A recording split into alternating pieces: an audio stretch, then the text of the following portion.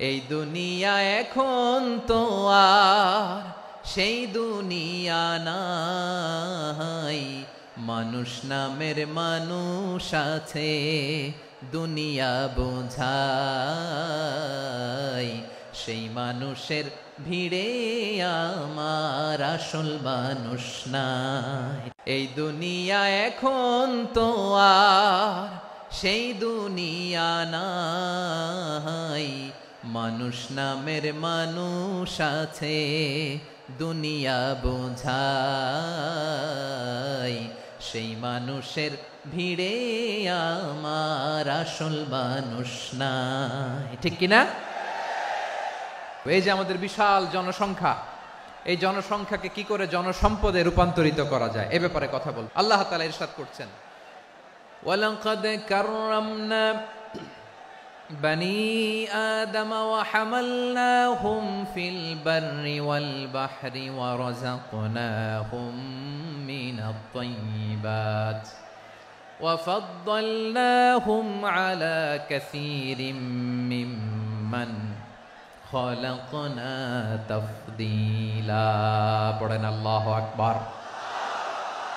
রব্বুল আলামিন বলেন, ওয়ালাকাদ কাররামনা বনি আদম, আমি বনি আদমকে সম্মানিত করেছি, বনি আদমকে মর্যাদা দিয়েছি।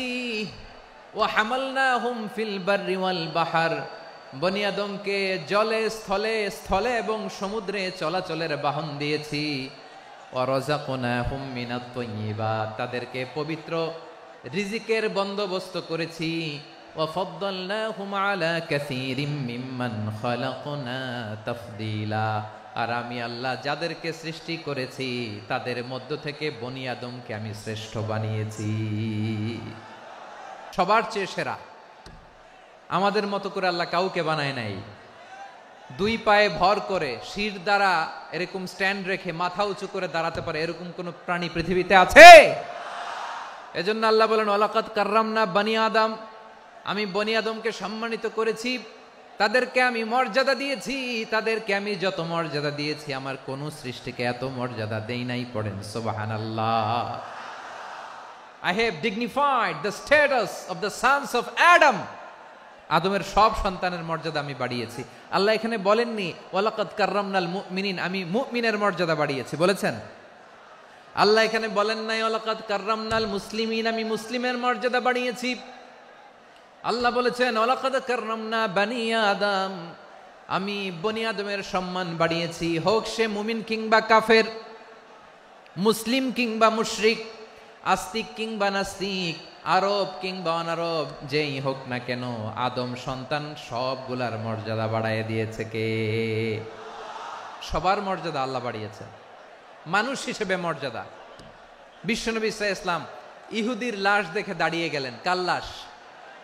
ইহুদির লাশ দেখে দাঁড়ায় গেলেন। সাহাবারা বললেন, ইয়া রাসূলুল্লাহ, আপনি দাঁড়ালেন যে, এটা তো ইহুদির লাশ।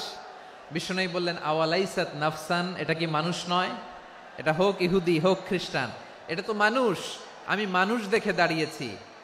আই স্যালিউট দ্য হিউম্যানিটি, আমি মানবতাকে সম্মান করেছি। পড়েন সুবহানাল্লাহ। তাহলে এই জমিনে মানুষের মর্যাদা বেশি, হোক আস্তিক হোক নাস্তিক, হোক মুমিন কিংবা কাফের। আদমের সন্তান হলে, মানুষ হলেই তার মর্যাদা বাড়িয়েছে কে?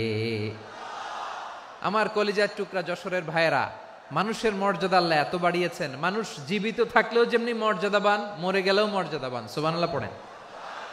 মানুষ মরে গেলে এই ডেড বডিটা কি হয়? পচে যায়, গলে যায়, মাটির সাথে মিশে যায়। তাই বলে আপনি ডেড বডির সাথে যাচ্ছে তাই করতে পারবেন না। পারবেন? কেউ যদি অন্যায় করে তাকে যদি আপনি শাস্তির আওতায় আনেন, যা মনে চায় করতে পারবেন না। তারা আগুন দিয়ে পোড়াতে পারবেন না, নাক কাটতে পারবেন না, কান কাটতে পারবেন না, অঙ্গ বিকৃতি করতে পারবেন না। কারণ মানব জাতির মর্যাদা স্বয়ং দিয়েছে কে? ডেড বডি পচে যাবে, গলে যাবে। তারপরে ইসলাম বলে, না খবরদার, এই মরা লাশটারও একটা মর্যাদা আছে না নাই? ইসলাম বলে এই লাশটা গলে যাবে, পচে যাবে, কিন্তু এটার অমর্যাদা করো না। কর্পূর দিয়ে, খেজুর পাতা দিয়ে, এটাকে ওয়ার্ম ওয়াটার দিয়ে, গরম পানি দিয়ে ধৌত করো। সাদা শুভ্র ধবধবে কাপড় দিয়ে লাশটাকে তুমি কাভার করো। তারপরে খাটিয়ার মধ্যে লাশটাকে রেখে বিশাল একটা প্রোগ্রাম করো, একটা ফিউনারাল প্রোগ্রাম করো। ওই প্রোগ্রামের ডানে বায়ে পেছনে লাশটারে রাখলে হবে না, প্রোগ্রামের একেবারে সামনটাতে তুমি লাশটাকে রাখো। সুবহানাল্লাহ। একটা ফিউনারাল প্রোগ্রাম করতে হবে, তাকে শেষ বিদায় জানাতে হবে, যেটাকে আমরা জানাজা বলি। কি বলি? জানাজা মানে মাইয়েতের জন্য দোয়া, তার জন্য দোয়া করা হয়, তাকে একটা সিস্টেমেটিক অর্ডারে কবরে রাখা হয়, সুন্দরভাবে সেটাকে কবরস্থ করা হয়, মাটি দেয়া হয়, পানি দেয়া হয়। তার মানে মরে গেলেও মানুষের সম্মান বাড়ায় দিয়েছে কে? এজন্য আল্লাহ বললেন ওয়ালাকাদ কাররামনা বানি আদম, বনি আদমের সম্মান মর্যাদা আমি আল্লাহ বাড়িয়ে দিয়েছি। মানুষের সম্মানে তুমি কখনো আঘাত করো না, ঠিক কিনা? তাহলে ভাই, প্রথম মেসেজ হচ্ছে the first and foremost message tonight to the people of Jessore. আল্লাহ বলেন I have dignified the status of son of Adam. আমি বনি আদম সবার মর্যাদা বাড়িয়ে দিয়েছি, হোক আস্তিক নাস্তিক, হোক কাফের কিংবা মুশরিক, তার মর্যাদা বাড়াই দিছে কে? যখন বন্যা হয় আমরা ত্রাণ নিয়ে যাই, আমরা শুধু মুসলমানদেরকে ত্রাণ দেই নাকি? হ্যাঁ, আমরা মুসলমানকেও দেই, অমুসলমানকেও দেই, হিন্দুকেও দেই, বৌদ্ধকেও দেই। যেখানেই মানবতা বিপন্ন সেখানে ইসলামের হেল্পিং হ্যান্ড আছে না নাই? সুবহানাল্লাহ। কি দিন আমরা পেয়েছি, কি বিধান আমরা পেয়েছি। ওয়ালাকাদ কাররামনা বানি আদম, আমি বনি আদমকে সম্মানিত করেছি। এরপর আল্লাহ বললেন ওয়া হামালনাহুম ফিল বাররি ওয়াল বাহর, জলে স্থলে আমি চলাচলের যানবাহনের ব্যবস্থা করেছি। আমরা স্থলে ঘোড়ার উপরে চড়ি, উটের উপরে চড়ি, গাড়ির উপরে চড়ি। এই যে গাড়ির ইঞ্জিন বানাইছি আমরা, এটার মেধা দিয়েছে কে? আবার সাগরের মধ্যে আমরা নৌযান, জলযান, বড় বড় জাহাজ দিয়ে এক মহাদেশ থেকে আরেক মহাদেশ যাই, এক দেশ থেকে মালামালগুলো আরেক দেশে পাঠাই। সাগরের ভেতরে নৌকাগুলোরে ধরে রাখলো কে? ওয়াল ফুলকিল্লাতি তাজরি ফিল বাহরি বিমা ইয়ানফাউন নাস। মানুষের উপকার আছে এরকম সরঞ্জামাদি নিয়ে সাগরের উপরে বিশাল বিশাল জলযানগুলো চলে। এগুলো ডুবে যায় না, কাত হয়ে যায় না, পড়ে যায় না। এগুলোকে স্থিতিস্থাপকতাকে ঠিক করে রাখলো কে? আপনারা জাহাজ দেখেছেন? জাহাজ দেখছেন? বিশাল বিশাল জাহাজ, বিশাল জাহাজ মালামাল নিয়ে এক মহাদেশ থেকে আরেক মহাদেশে যায়। গত মাসে আমার জাপান সফর ছিল। এই যে বাংলাদেশে যে গাড়িগুলো চালান, বেশিরভাগ গাড়ি আসে কিন্তু জাপান থেকে। হাজার হাজার গাড়ি একটা জাহাজ বহন করতে পারে, হাজার হাজার গাড়ি। এটার সাগরের মধ্যে ভাসাইলো কে? হাজার হাজার গাড়ি নিয়ে জাপানিজ গাড়িগুলো আমাদের চট্টগ্রামের এয়ারপোর্টের বন্দরে ভিড়ে। যুক্তরাষ্ট্রে আমি দেখেছি বিশাল বিশাল জাহাজ। আপনারা টাইটানিক জাহাজের নাম শুনেছেন? টাইটানিক জাহাজের 8 গুণ 10 গুণ বড় একটা জাহাজ আছে, আইকন অফ দ্য সি, আমি দেখে এসেছি। রয়্যাল ক্যারিবিয়ান দেখে এসেছি। সাগরের সামনে জেটিতে যখন দাঁড়ালাম, জাহাজটা যখন যায়, আমার মনে হচ্ছে একটা শহর, গোটা শহর, the entire city is floating on the water. পুরো একটা শহর মনে হয় পানির উপর দিয়ে ভেসে যাচ্ছে। পড়েন সুবহানাল্লাহ। এই যে আইকন অফ দ্য সি, এই ক্রুজ, এই জাহাজটা, এটার ভিতরে স্টেডিয়াম আছে। কিসের ভিতরে স্টেডিয়াম? কথা বুঝে নাই বোধহয়। স্টেডিয়াম কিসের ভিতর? সুইমিং পুল আছে, শপিং মল আছে, রেস্টুরেন্ট আছে, ক্লাব আছে, 3000 4000 রুম বিশিষ্ট, কক্ষ বিশিষ্ট হোটেল আছে। এই সবগুলোর নিয়ে এগুলো চলে সাগরের দোলার মধ্যে, জলোচ্ছ্বাসের মধ্যে। এই সাগরের ভেতরে এই জাহাজগুলোর ভাষায় রাখছে কে? সূরাত আর-রহমানে আল্লাহ তাআলা বললেন ওয়ালাহুল জাওয়ারিল মুনশাআতু ফিল বাহরি কাল আ'লাম ফাবিআইয়ি আলা, সবাই পড়েন ফাবিআইয়ি আলাই রাব্বিকুমা তুকাযিবান। পাহাড় সম বড় বড় জাহাজগুলো মাল বোঝাই করে সাগরের মধ্যে ভেসে বেড়ায়। এগুলো দিয়ে মালামাল বহন করা যায়, মানুষরা এক দেশ থেকে আরেক দেশে যায়।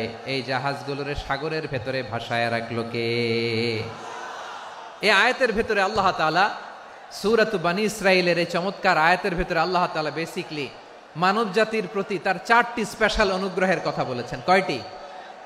2টা বলে ফেলছি। 1 নাম্বার ওয়ালাকাদ কাররামনা বানি আদম, আমি বনি আদমের সম্মান বাড়াইছি, নাকি মুসলমানদের? তাহলে human dignity, the first part of the verse talks about the human dignity.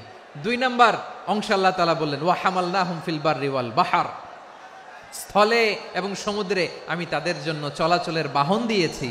সুবহানাল্লাহ। তার মানে smooth movement on land and sea, জলে এবং স্থলে যাতে আমরা স্মুথলি মুভ করতে পারি আল্লাহ তাআলা দিয়েছেন। 3 নম্বর আল্লাহ তাআলা বললেন ওয়া রাযাকনাহুম মিনাত তাইয়্যিবাত, মানুষের জন্য আমি পবিত্র রিজিকের ব্যবস্থা করেছি। জলে এবং স্থলে যত প্রাণী আছে সবগুলা প্রাণীকে রিজিক দেয় কে? আমাদেরকে রিজিক দেয় কে? সাগরের মাছগুলোকে, বড় বড় তিমি মাছগুলোরে রিজিক দেয় কে? বাতাসের মধ্যে ভেসে বেড়ানো বড় বড় পাখিগুলো, স্ক্যান্ডিনেভিয়ান কান্ট্রি থেকে লক্ষ লক্ষ কোটি কোটি পাখিগুলো যে এক দেশ থেকে আরেক দেশে ট্রান্সফার হয়, এগুলোর রিজিক দেয় কে? রব্বুল আলামিন বলেন ওয়ামা মিন দাব্বাতিন ফিল আরদি ইল্লা আলাল্লাহি রিজকুহা ওয়া ইয়ালামু মুস্তাকাররাহা ওয়া মুস্তাওদাআহা কুল্লুম ফি কিতাবিম মুবিন। আল্লাহু আকবার। রব্বুল আলামিন বলেন ভূপৃষ্ঠে বিচরণশীল যত প্রাণী আছে সব প্রাণীগুলোকে আমি আল্লাহ আমার নিজের কুদরতে রিজিকের বন্দোবস্ত করি। এই প্রাণীগুলো কোথায় থাকে, কোথায় যায়, সব জায়গায় আমি রিজিক পৌঁছে দেই। রিজিক কেউ দিতে পারে না, রিজিকের মালিক কে? রিজিকের মালিক তিনি আল্লাহ। এজন্য আল্লাহ তাআলা বললেন ওয়া রাযাকনাহুম মিনাত তাইয়্যিবাত। এরপর আল্লাহ বললেন ওয়া ফাদ্দালনাহুম আলা কাসীরিম মিম্মান খালাকনা তাফদীলা।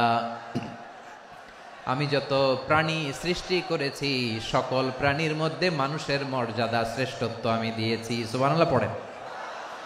তাহলে 1 নম্বরে আল্লাহ বললেন আমি বনি আদমের মর্যাদা বাড়ালাম।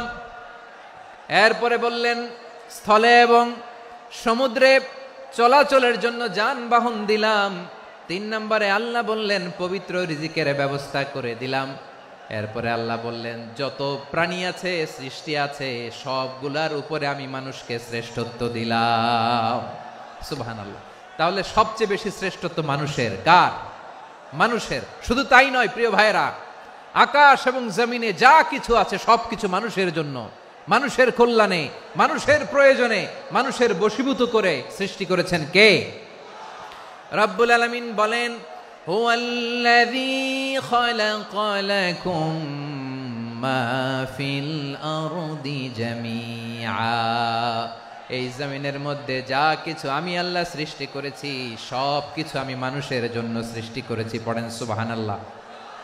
হুয়াল্লাযী খালাকা লাকুম মা ফিল আরদি জামিআ, যা আছে সব আমাদের জন্য, সব আমাদেরকে সার্ভিস দেওয়ার জন্য, আমাদের উপকারের জন্য, আমাদের কল্যাণের জন্য। আওয়াজ করে সবাই পড়ুন আল্লাহু আকবার। অন্য আয়াতে আল্লাহ বললেন ওয়াসাখখারা লাকুম মা ফিস সামাওয়াতি ওয়া মা ফিল আরদি জামিআম মিন ইন্না ফি যালিকা লাআয়াতিন লিকাউমিন ইয়াতাফাক্কারুন।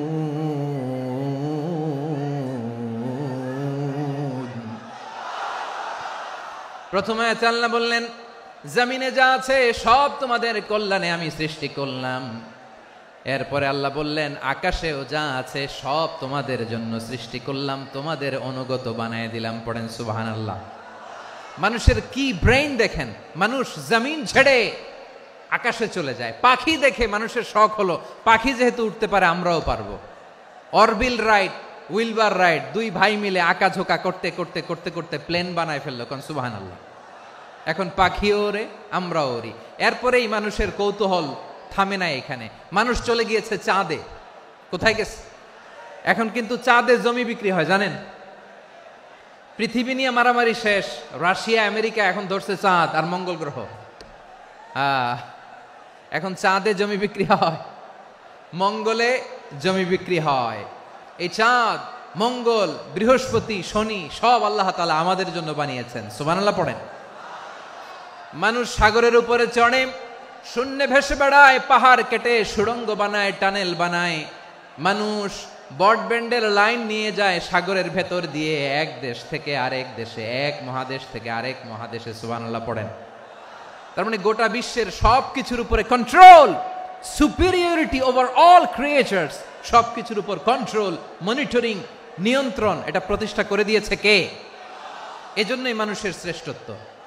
ওয়ালাকাদ কাররামনা বানি আদম, আমি বনি আদমের সম্মান বাড়িয়েছি, মর্যাদা আমি বাড়িয়ে দিয়েছি এ কারণে, কারণ মানুষ সবকিছুর উপর নিয়ন্ত্রণ নিতে পারে। মানুষকে নিয়ে এই কোরআনের সব আলোচনা, মানুষকে নিয়ে এই কোরআনের সব। তাই কোরআনের কেন্দ্রীয় আলোচ্য বিষয় হচ্ছে মানুষ। মানুষকে আল্লাহ স্বাধীনতা দিয়েছেন। ফামান শাআ ফালইউমিন ওয়া মান শাআ ফালইয়াকফুর। চাইলে মুমিন হতে পারো, চাইলে কাফের হতে পারো, তোমার ইচ্ছা। তবে জেনে রাখো, মুমিন হলে পাবা জান্নাত, কাফির হলে পাবা জাহান্নাম। নাও দ্য ডিসিশন ইজ ইয়ার্স। সিদ্ধান্ত তোমার, জান্নাতে যাবা না জাহান্নামে যাবা। মানুষকে আল্লাহ এত স্বাধীনতা দিয়েছেন, মানুষ চাইলে অনেক ভালো হইতে পারে। ভালোর রাস্তাও খোলা, খারাপ হওয়ার রাস্তাও খোলা। ভালো হইলে মানুষ অনেক ভালো, খারাপ হইলে অনেক খারাপ। ভালো হইলে সবচেয়ে ভালো, খারাপ হইলে সবচেয়ে খারাপ। এজন্য সিদ্ধান্ত আপনাকে নিতে হবে। আল্লাহ তাআলা বলছেন, লাকাদ খালাকনাল ইনসানা ফি আহসানি তাকওয়িম সুম্মা রাদাদনাহু আসফালা সাফিলিন। আমি মানুষকে অনেক সুন্দর অবয়বে, সুন্দর আকৃতিতে সৃষ্টি করেছি। তার শুধু চেহারার ডিজাইনটাই সুন্দর নয়, তার ব্রেনটা বড্ড সুন্দর, তার মানসিকতা বড্ড সুন্দর, তার সৃজনশীলতা বড্ড সুন্দর। পড়েন সুবহানাল্লাহ। আমাদের ব্রেনটা অনেক সফিস্টিকেটেড ব্রেন, অনেক সফিস্টিকেটেড। এই 1.5 কেজি ব্রেন ইউজ করে মানুষ গোটা বিশ্বে সভ্যতা বিনির্মাণ করেছে, ঠিক কিনা? এই ব্রেন আল্লাহ তাআলা আমাকে দিয়েছে। এটারে কাজে লাগালে, আপনার 6 সেন্স কাজে লাগালে আপনি অনন্য মানুষ হয়ে উঠবেন, মহামানবে রূপান্তরিত হবেন। মানুষ হতে পারে, চাইলেই মহামানব হতে পারে। আবার যদি মানুষ চায় খারাপও হতে পারে। আল্লাহ বললেন শুধু ভালোই না, ভালো হতে চাইলে অনেক ভালো তুমি হতে পারো, আবার খারাপ হতে চাইলে অনেক খারাপ তুমি হতে পারো। সুম্মা রাদাদনাহু আসফালা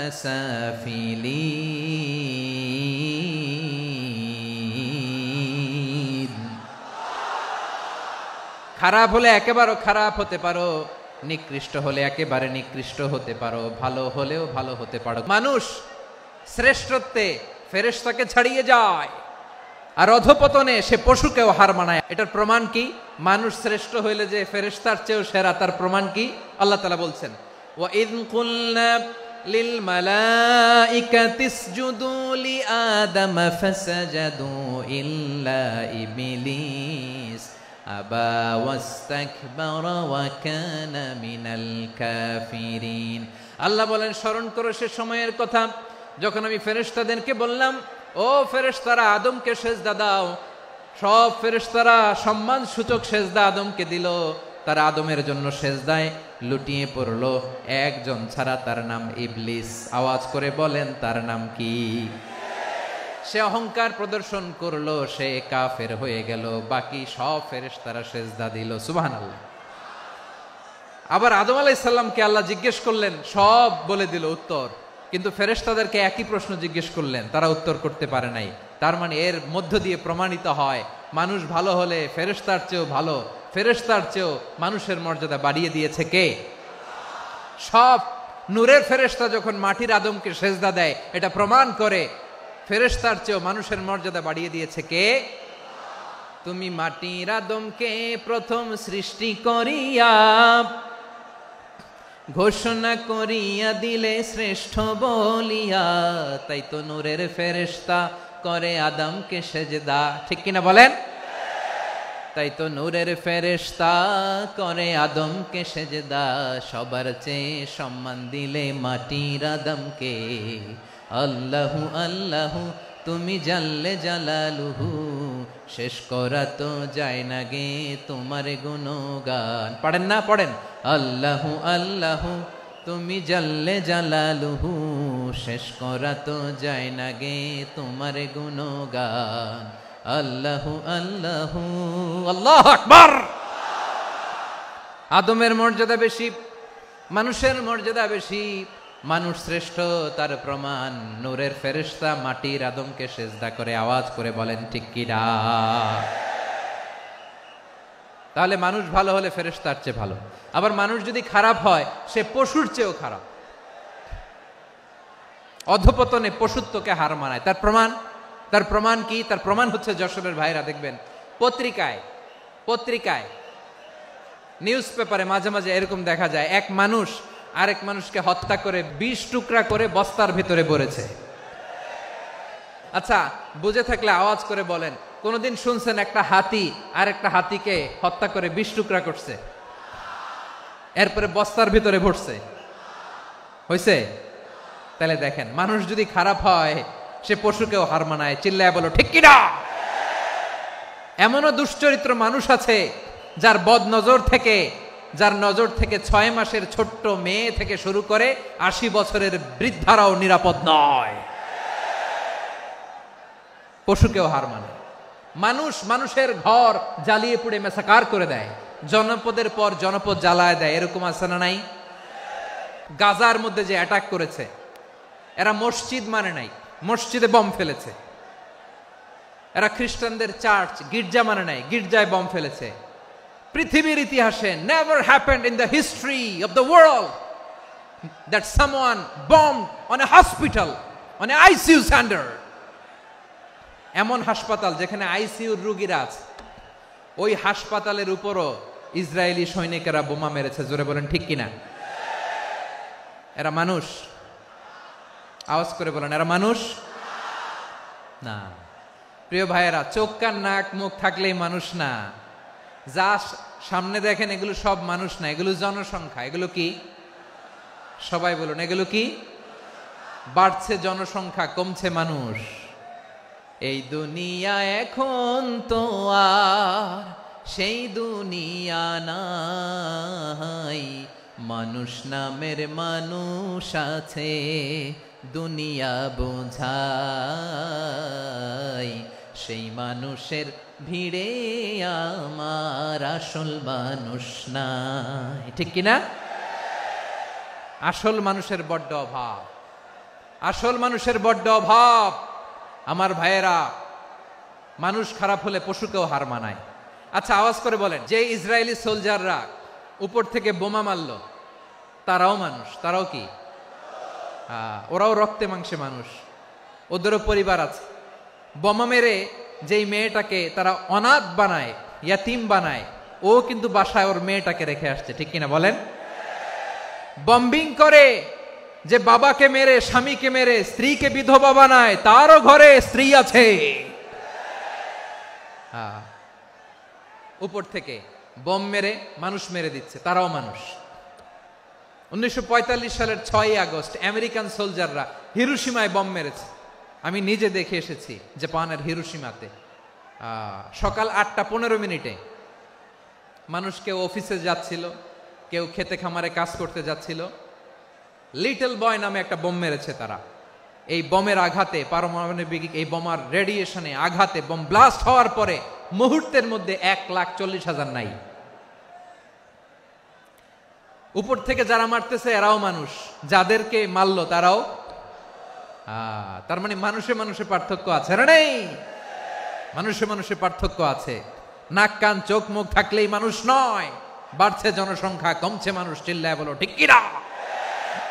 ভালো মানুষ যারা জগৎটাকে এনলাইটেন করবে, যারা সত্যের বীর সেনানী হয়ে দাঁড়াবে, যারা সত্যের পক্ষে কথা বলবে, যারা জালিমের মসনদকে ভেঙে খান খান করে দেবে, এরকম হওয়ার দরকার আছে না নাই? এরকম ভালো মানুষ আমরা হতে চাই কি চাই না? মানুষকে যত্ন নিলে মানুষ যে কত ভালো হয় আপনি কল্পনাও করতে পারবেন না। মানুষকে নার্চারিং করলে, মানুষকে পলিশ করলে, মানুষকে গ্রুমিং করলে, মানুষকে সঠিক তারবিয়া দিলে মানুষ অনন্য হয়ে ওঠে। প্রতিটি মানুষ অনন্য। আমি অনন্য, আপনি অনন্য, আমরা সবাই অনন্য। সুবহানাল্লাহ বলেন। মানুষকে আল্লাহ তাআলা দিয়েছেন অসীম ক্ষমতা, অসীম ক্ষমতা। সুবহানাল্লাহ। একটা মানুষ পারে না এমন কিছু নাই, বিশ্বাস করতে হবে। মানুষ যা কল্পনা করতে পারে ওইটা মানুষ করে দেখাতে পারে। তুমি তোমার কল্পনার রাজ্যকে সাজাও, তোমাকে হারাতে পারে এমন কোন শক্তি আল্লাহর জমিনে নাই। তোমার কি শক্তি, কি সম্ভাবনা তুমি জানোই না মিয়া। তুমি এদিকে তাকাও কেন? তোমার রাস্তা তো ওই দূরে। তুমি কোথায় যাবে, আল্লাহ তোমার টেনে কোথায় নিয়ে যাবে তুমি কিছুই জানো না। প্ল্যান বিগ, ড্রিম বিগ, কল্পনার শক্তিকে বড় করো। মানুষ যা কল্পনা করতে পারে মানুষ তা করে দেখাতে পারে। মানুষের কাছে অসাধ্য কিছু নাই, মৃত্যু ছাড়া, এক্সেপ্ট ডেথ, মৃত্যু ছাড়া মানুষ সবকিছুকে জয় করতে পারে। তোমার জন্ম হয়েছে জিতার জন্য, বিজয়ের জন্য তোমার জন্ম। মানুষের শুরুটাই হয় বিজয় দিয়ে। আমরা যখন আমার পিতার পৃষ্ঠদেশে ছিলাম, পিতার পৃষ্ঠদেশ থেকে শুক্রাণু যখন মায়ের গর্ভদেশে যেয়ে পড়ে, কতটা শুক্রাণু ভ্রমণ শুরু করে জানো? 20 কোটি শুক্রাণু। একবার সিমেন আউট হলে সেখানে 20 কোটি শুক্রাণু থাকে, ভ্রমণ শুরু করে। ওই 20 কোটি শুক্রাণুর মধ্যে থেকে তুমি আমি আজকে এক বিকশিত শুক্রাণু মানব রূপে পৃথিবীতে এসেছি। সুবহানাল্লাহ। ওই 20 কোটি শুক্রাণুর প্রতিযোগিতায় সবাই রে পেছনে ফেলে সেদিন আমি সফল হয়েছিলাম, সেদিন আমি বিজয়ী হয়েছিলাম। সেদিন আমি এত ছোট ছিলাম, মাইক্রোস্কোপ দিয়েও আমার অস্তিত্ব টের পাওয়া যায় না। আমি এত তুচ্ছ ছিলাম, নগণ্য ছিলাম। আমার কান ছিল না, আমার চোখ ছিল না, আমার হাত ছিল না, আমার জন্য রিকমেন্ডেশন করার মতো মামু ছিল না, খালা ছিল না, কেউ ছিল না। তারপরেও ওই প্রতিযোগিতায়, ওই কম্পিটিশনে যখন আমারে কেউ হারাতে পারে নাই, আল্লাহর জমিনেও আমারে কেউ হারাতে পারে না। হারার জন্য তোমার জন্মই হয় নাই, তুমি আসছোই জিতার জন্য। সুবহানাল্লাহ। বিশ্বনবী বলেন, আন্নাসু মাআদিন কামাআদিনি যাহাবি ওয়াল ফিদ্দা খিয়ারুহুম ফিল জাহিলিয়াতি খিয়ারুহুম ফিল ইসলাম। Peoples are like mines of gold and silver. সোনার খনি, রূপার খনি, এর চেয়েও বড় খনি হচ্ছে এই মানব সম্পদের খনি। আওয়াজ করে বলেন আল্লাহু আকবার। আল্লাহ তাআলা এই সম্পদ আমাদেরকে দিয়েছে। বিশ্বনবী বলেন, মানুষ হচ্ছে খনির মতো। খিয়ারুহুম ফিল জাহিলিয়াতি খিয়ারুহুম ফিল ইসলাম। জাহিলি যুগে যারা সেরা, ইসলামেও তারা সেরা। ইদা ফাকুহু, যদি তারা বুঝবান হয় তাহলে তাদেরকে সেরা বানায় দিবে কে? তাহলে মানুষের চেয়ে সেরা কেউ হতে পারে? মানুষের চেয়ে অনন্য কেউ হতে পারে? মানুষকে কেউ হারাতে পারে? আওয়াজ করে বলো, তোমাকে কেউ হারাতে পারবে? এই সাহস জাগছে আজকের আলোচনা থেকে। আমি তুমি অনন্য, আমাকে তোমাকে হারায়া দেওয়া এত সহজ না, ঠিক কিনা? একটা কথা জীবনের সাথে সেট করে নিতে হবে, আমি জিতি নয় শিখি, আমি কখনো হারি না। তাহলে বিশ্বনবী বললেন, নাসু মাআদিন, মানুষ হচ্ছে খনি, এই খনির যত্ন নিতে হবে। মা বাবা যারা এসেছেন, আপনার ছেলে মেয়ের যত্ন নেন। আপনার ছেলের মধ্যে যে কি পটেনশিয়াল আপনি জানেন না। আপনার এই ছোট্ট অবুজ ছেলেটাই আগামী দিনের শায়েখ আহমদুল্লাহ হবে। আপনার হেফজখানায় পড়া ওই ছোট্ট ছেলেটাই আগামী দিনের আল্লামা মামুনুল হক হবে। আপনার ওই ছেলেটা আমির হামজা হবে, আব্দুল হাই সাইফুল্লাহ হবে। এভাবে বড় বড় আলেম হবে, তারা যুগশ্রেষ্ঠ আলেম হবে। সেই একদিন এই বাংলাদেশের পার্লামেন্টে যে বক্তব্য দিয়ে যশোরের পক্ষে কথা বলবে। আপনি জানেন না, কাউকে ছোট করবেন না আপনি, ওর কনফিডেন্স আপনি কমাবেন না, আপনি কমাতে পারেন না। প্যান্ডেলে আমার যে মা বোনেরা আছেন, ছেলে মেয়েদেরকে কখনো ছোট করে কথা বলবেন না। ও যে কোথায় যাবে আপনি জানেন না, আপনি মা হয়ে তাকে সাহস দিবেন, তার কল্পনার জগৎটাকে সাজাতে তাকে উৎসাহিত করবেন, ঠিক কিনা বলেন? আর আমার প্যান্ডেলের আমার প্রিয় শ্রদ্ধাশীলা মায়েরা বোনেরা, আপনারা তো আরো দামি সম্পদ। বিশ্বনবী বলেন, আর দুনিয়া কুল্লুহা মাতা। আল্লাহ আল্লাহ আল্লাহ। বিশ্বনবীর কথার ওজন দেখেন, আর দুনিয়া কুল্লুহা মাতা ওয়া খায়রু মাতা'আদ দুনিয়াল মারআতুস সালিহা। বিশ্বনবী বলেন, দুনিয়ায় যা দেখো সব আল্লাহর দেওয়া অ্যাসেট, মানে সম্পদ।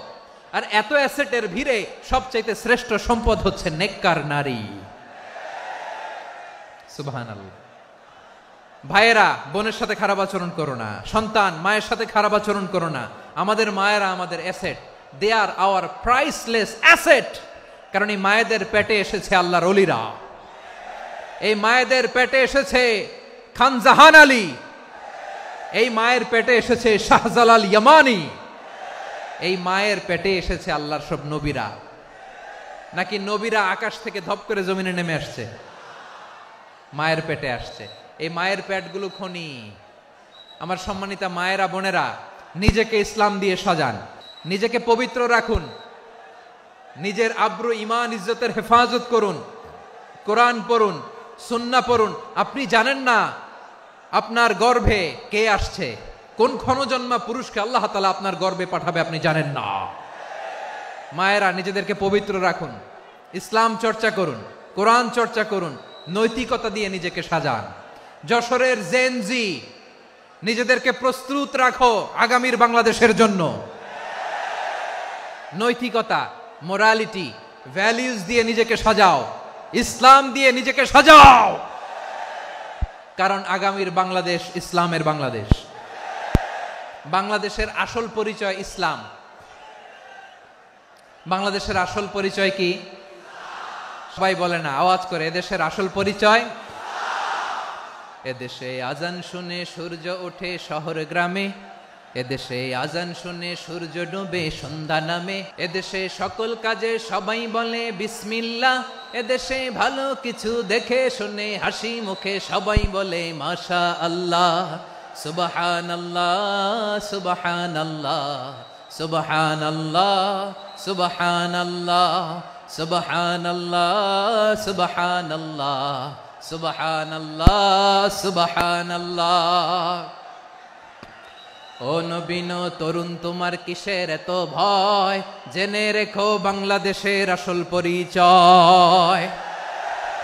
বাংলাদেশের আসল পরিচয় ইসলাম। আওয়াজ তুলে বলো, আসল পরিচয় কি? এদেশে পরস্পরে দেখা হলে দেয় সালাম, এদেশে আমজনতার হৃদয় জুড়ে পাক্কা আলাম, ঠিক কি না? এদেশে বিপদ এলে সর্বজনে সর্বক্ষণে দোয়া পড়ে ইন্না লিল্লাহ সুবহানাল্লাহ সুবহানাল্লাহ সুবহানাল্লাহ সুবহানাল্লাহ। এদেশে আজান শুনে সূর্য ওঠে শহর গ্রামে, এদেশে আজান শুনে সূর্য ডুবে সন্ধ্যা নামে, এদেশে সকল কাজে সবাই বলে বিসমিল্লাহ, এদেশে ভালো কিছু দেখে শুনে হাসি মুখে সবাই বলে মাশা আল্লাহ সুবহানাল্লাহ। আওয়াজ করে সুবহানাল্লাহ সুবহানাল্লাহ সুবহানাল্লাহ সুবহানাল্লাহ। সবাই একসাথে সুবহানাল্লাহ সুবহানাল্লাহ সুবহানাল্লাহ সুবহানাল্লাহ। এদেশের আসল পরিচয় কি? আওয়াজ করে বলতে ভয় লাগে। এদেশের আসল পরিচয় কি? ইসলাম দিয়ে আমাদের সংসদ ভবন চলুক, আমরা চাই কি চাই না? বঙ্গভবনে লা ইলাহা ইল্লাল্লাহর পতাকা উড়ুক, আমরা চাই কি চাই না? প্রতিটি জেলা অফিসে, ডিসি অফিসে লা ইলাহার পতাকা ঝুলুক, আমরা চাই কি চাই না? মানুষকে যত্ন নিলে মানুষের মধ্যে আল্লাহ কি পটেনশিয়াল রেখেছে। আমি জাপানের দুইটা উদাহরণ দেই। জাপানে 2022 সালে জাপানের সাথে জার্মানির খেলা, ফিফা ওয়ার্ল্ড কাপ 2022, ওই খেলায় জিতেছিল জাপান। জিতেছিল 22 সালের এই ফিফা ওয়ার্ল্ড কাপে জাপান ফুটবল খেলায় জিতে as a part of their celebration তারা খেলার পরে পুরো স্টেডিয়ামটারে ক্লিন করে, the fan base of Japan, লক্ষ লক্ষ মানুষ খেলা দেখতে যায়, তো এত ডাস্টবিনও তো নাই, তো যারা ডাস্টবিনে জায়গা পায় নাই তারা এই যে চকলেটের প্যাকেট, পানির বোতল, চিপসের প্যাকেট তারা এদিকে সেদিকে রেখে দিয়েছে। জাপানের ভক্তরা, জাপানের ফলোয়াররা as a part of their celebration তারা খেলার পরে পুরো স্টেডিয়ামের সব ময়লা আবর্জনা ক্লিন করে তারপরে বিদায় নিয়েছে। তাদেরকে কি ক্লিন করার দায়িত্ব দেয়া হয়েছিল? তারা কি স্টেডিয়ামের পরিচ্ছন্নতা কর্মী? তাদের আকল, তাদের সিক্স সেন্স তাদেরকে বলেছে। ছোটবেলা থেকে জাপান গভর্নমেন্ট ওদেরকে এত পরিচ্ছন্নতা শেখায়, ক্লিনলিনেস অ্যাওয়ারনেস ক্যাম্পেইন করায়। ক্লাসে আমি দেখেছি, ক্লাসে নিজের বেঞ্চ নিজে মুছে, ক্লাসের মাঝখানে একটা সময় দেয়, নিজের টেবিল নিজে মুছে, নিজের ক্লাসরুমটা নিজে পরিষ্কার করে, রাস্তাঘাটে একটা ধুলা নাই, ময়লা নাই, একটা টিস্যু নাই। খেলার পরে গোটা বিশ্বকে তাক লাগিয়ে দিয়েছে। জাপানের ফ্যানরা সবার রেখে যাওয়া গার্বেজ, টিস্যু, বোতল পরিষ্কার করে তারপরে স্টেডিয়াম থেকে বিদায় নিয়েছে। আমরা কেন এমন হইতে পারলাম না? জাপানের যারা এগুলো করছে ওদের 3টা করে চোখ না? চোখ তো 3টা, জাপানো লাগো, জাপানো লাগো, হাত তো 4টা, কান তো 6টা। হ্যাঁ, নাকি আমার মতো 2 হাত 2 কানওয়ালা মানুষ? চোখে দেখলে ওটা মানুষ না। চিন্তা করছেন? তার মানে জাপানিজদেরকে যে গ্রুমিং করে শিখানোর মাধ্যমে পরিচ্ছন্ন বানানো গেছে, ওরা যেমনি মানুষ আমরাও মানুষ, আমাদের সন্তানদেরকে শেখালে তারাও পারবে কিনা? 2 নম্বর উদাহরণ বলি। চট্টগ্রাম ফেনীতে যারা গিয়েছেন, মেঘনা গোমতী ব্রিজ প্রকল্প নাম শুনছেন? মেঘনা একটা ব্রিজ পার হওয়া লাগে। এই মেঘনা গোমতী, এখানে 3টা ব্রিজ কাশপুর সহ, এই 3টা ব্রিজের নির্মাণ কাজ, রেনোভেশনের কাজ দেয়া হয়েছিল জাপানের একটা কোম্পানিকে। কাকে? জাপানের কোম্পানি। নির্মাণ শেষে 738 কোটি টাকা বেঁচে গেছিল, এটা গভর্নমেন্টের হাতে দিয়ে তারা বিদায় নিয়েছে। কত টাকা? 738 কোটি টাকা। যত প্রাক্কলিত ব্যয় নির্ধারণ করা হয়েছে সব টাকা সরকার, তৎকালীন সরকার 2019-এর সরকার, কারা ছিল তো জানেন? এই 2019-এর সরকার তাদেরকে দিয়েছে। তারা রিনোভেশন নির্মাণ শেষে 738 কোটি টাকা অতিরিক্ত বেঁচে গেছিল, এটা আবার গভর্নমেন্টের হাতে বুঝাই দিয়ে তারা বিদায় নিচ্ছে। আমরা কেন এমন হইতে পারলাম না? জাপানের ওরাও মানুষ, আমরাও মানুষ, তার মানে মানুষে মানুষে পার্থক্য আছে না নাই? আচ্ছা, জাপানের 2টা উদাহরণ দিলাম, এবার আমার দেশের 2টা উদাহরণ দিব না? বাংলাদেশের 2টা উদাহরণ দিই। 1 নম্বর উদাহরণ, গত সপ্তাহে আপনারা জানেন কক্সবাজার আমার একটা প্রোগ্রাম ছিল, তো হেলিকপ্টারে গিয়েছিলাম।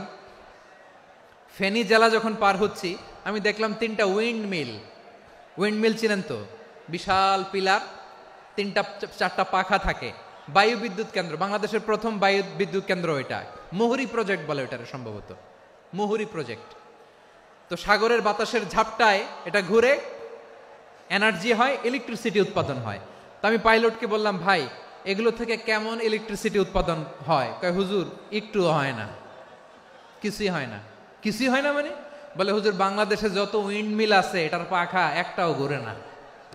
আল্লাহ, বলেন কি? তাহলে এই যে কোটি কোটি টাকা ব্যয় করে যে উইন্ডমিল, কয় হুজুর উপরে ফিটফাট, ভিতরে সদরঘাট। তার মানে কোটি কোটি টাকা দিয়ে এই উইন্ডমিল বানায়, এখানে কিছু নাই। দুর্নীতির আড্ডাখানা, আখড়াখানা বাংলাদেশ, ঠিক কিনা বলেন? হায় রে, জাপানিজরাও মানুষ, আমরাও মানুষ। আমার এক নিকটাত্মীয় সরকারি চাকরিজীবী, উনি আমাকে বললেন, বাংলাদেশের আর একটা উদাহরণ দেখি। উনি আমাকে বললেন যে প্রতি বছর আমাদের অফিসের ফার্নিচার চেঞ্জ করে। আমি বললাম, প্রতি বছর ফার্নিচার চেঞ্জ করে কেন? বলে যে ফার্নিচার নতুন পারচেজ করলেই তো ওইখানে টাকা, নতুন কিনতে পারলেই টাকা, নতুন উন্নয়নের সবক শোনাতে পারলেই টাকা। প্রথম আলোর রিপোর্ট, কি আলো? প্রথম আলোর রিপোর্ট, গত 15 বছরে উন্নয়নের নামে লুটপাট হয়েছে প্রায় 3.25 লাখ কোটি টাকা। কার রিপোর্ট? আমাদের বানানো কথা। প্রথম আলোর রিপোর্ট। গত 15 বছরে কারা ছিল জানেন তো? হ্যাঁ, শুধু ওনাদেরকেই দোষ দিয়ে লাভ নাই। স্বাধীনতার পর থেকে শুধু শাসকের হাত বদল হয়েছে, আমরা কিছু পাই নাই, ঠিক কিনা বলেন? আমরা এরকম চাই না। তাহলে জাপানের মানুষও মানুষ, আমরাও মানুষ। সিদ্ধান্ত আপনার, কোন মানুষ হবেন, ভালো মানুষ না খারাপ মানুষ? আজকের আলোচনার বিষয় হচ্ছে মানব সম্পদের উন্নয়ন, human resource development. It's a process to increase the capacity of knowledge, skill, capacity of the people of a country. একটা দেশের মানুষের জ্ঞান, তাদের দক্ষতা কি করে বাড়ানো যায়, বাড়িয়ে দেশের উন্নয়ন করানো যায়, এটাই হচ্ছে মানব সম্পদ উন্নয়নের মূল কথা। তাহলে মানব সম্পদ হচ্ছে একটা দেশের সবচাইতে শক্তিশালী পুঁজি। প্রাকৃতিক সম্পদ, খনিজ সম্পদের চেয়েও দামি হচ্ছে মানব সম্পদ। আল্লাহ তাআলা দয়া করে আমাদেরকে এই মানব সম্পদ দিয়েছেন। আসুন আমাদের এই মানুষগুলোকে আমরা সোনার মানুষ বানাই। রাজি আছেন তো সবাই? রাজি আছেন? মানুষ পারে না এমন কোনো কিছু নাই, চাইলে সব পারে। এজন্য মানুষকে তারবিয়া দিতে হবে, যথাযথভাবে তাদেরকে গড়তে হবে। আসুন আমরা সিরাতের আয়নায় বিশ্বনবীর জীবনী থেকে দেখি তিনি কিভাবে হিউম্যান রিসোর্সকে ম্যানেজ করতেন। বিশ্বনবী, he was a very good talent hunter, চৌকস ট্যালেন্ট হান্টার ছিল। কার মধ্যে কি ট্যালেন্ট আছে দেখলেই বুঝে ফেলতেন। সুবহানাল্লাহ পড়বেন না? কি নবী আমরা পেয়েছি! He was a very good talent hunter. আমার নবী তিনি চৌকস ট্যালেন্ট হান্টার ছিলেন। কার মধ্যে কি প্রতিভা বের করতেন, ওই প্রতিভাকে ইসলামের কল্যাণে কাজে লাগাতেন। যাকে যেই জায়গায় সেট করলে ভালো হবে তাকে ওই জায়গায় সেট করতেন। কয়েকজন সাহাবীর জীবনী শোনাই। আবু মাহজুরা রাদিয়াল্লাহু তাআলা আনহু, মক্কার মুয়াজ্জিন, আগে ছিল মুশরিক, পরে হয়েছে মুমিন। উনি কিভাবে মুমিন হইলেন এই ঘটনাটা একটু আপনাদের শোনাতে চাই। আবু মাহজুরা রাদিয়াল্লাহু তাআলা আনহু কিভাবে মুসলিম হলেন, আওয়াজ করে শুনেন। হুনাইনের যুদ্ধ, 8ম হিজরি, বিষ্ণু ঈসা ইসলাম হুনাইনের যুদ্ধ শেষে ফিরতেছেন। পথিমধ্যে বেলাল রাদিয়াল্লাহু তাআলা আনহু আজান দিচ্ছেন। কি দিচ্ছেন? তো পাশে ছিল মুশরিকদের একটা পল্লী, কিছু মুশরিক তরুণ, কিছু অমুসলিম কিশোর, তারা আজানকে ব্যঙ্গ করতেছে। আমাদের বাংলায় মুখ ভেঙ্গানো বলে আর কি। বেলাল রাদিয়াল্লাহু তাআলা আনহু আজান দিচ্ছেন, ওই বাচ্চাগুলো মুশরিক, তো ওরা আজানকে ব্যঙ্গ করতেছে, বিকৃতি করে ওরাও আজান দিচ্ছে। উদ্দেশ্য হচ্ছে আজানকে নিয়ে ঠাট্টা করা। উদ্দেশ্য কি? ঠাট্টা করা।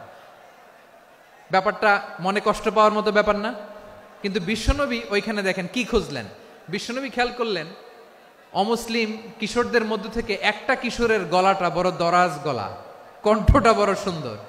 খেয়াল করে দেখলেন যে কিছু কিশোর বেলালের আজানকে ব্যঙ্গ করে, বিকৃতি করে, কিন্তু একজনের কণ্ঠ দেখতে পাচ্ছেন না এত দূরে, কিন্তু কণ্ঠটা বড় সুন্দর, দরাজ গলা। বিশ্বনবী সাহাবীদেরকে বললেন, ধরো এগুলারে, ধরো। সবগুলারে ধরে বিশ্বনবীর সামনে আনা হলো। ওরা হাঁটু গেড়ে বসলো। বিশ্বনবী বললেন, তোমাদের মধ্যে কে যেন ব্যঙ্গ করে আজান দিচ্ছিল, তার গলাটা বড় উঁচু, গলার বেসটা বড় মজবুত, মেলোডিয়াস, সুমধুর কণ্ঠ। কে? আবু মাহজুরা বলে, আমার বন্ধুরা সবাই আমার দিকে আঙ্গুল দেখায়, আমি পড়ে গেছি বিপদে। রাসূল সাল্লাল্লাহু আলাইহি ওয়াসাল্লাম বাকি অমুসলিম তরুণদেরকে ছেড়ে দিলেন, বললেন তোমরা যাও। এবার আবু মাহজুরারে পাইছে। আবু মাহজুরার চুলের মধ্যে হাত দিলেন বিশ্বনবী, মাথায় হাত দিয়ে বললেন, এবার আজান দাও দেখি। আবু মাহজুরা বলে, আমি তো আজান দিতে জানি না, কারণ আমি তো বেলালেরটা শুইনা দিছি, আমার তো মুখস্থ নাই, আমি তো আজান দিতে জানি না। বিষ্ণু বললেন, জানো না? তাহলে আসো, আমি তোমারে শিখাই দেই। সুবহানাল্লাহ পড়েন। আবু মাহজুরা হাঁটু গেড়ে বসে, বিশ্বনবীর মোবারক হাত আবু মাহজুরার চুলের মধ্যে। বিশ্বনবী আজানের মুআল্লিম আবু মাহজুরাকে বলতেছে, ঠিক আছে তোমারে শিখাই দিচ্ছি, আমি যা যা বলবো আমার সাথে সাথে বলো, পারবা? আবু মাহজুরা বলে, পারবো। বিশ্বনবী আজান দিচ্ছেন মাথায় হাত দিয়ে, আল্লাহু আকবার,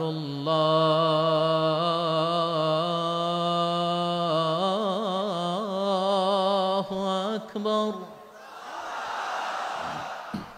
আবু মাহজুরা এই বাক্যটা পড়লেন। বিশ্বনবী দ্বিতীয় বাক্য পড়তে আরম্ভ করলেন, আল্লাহু আকবার,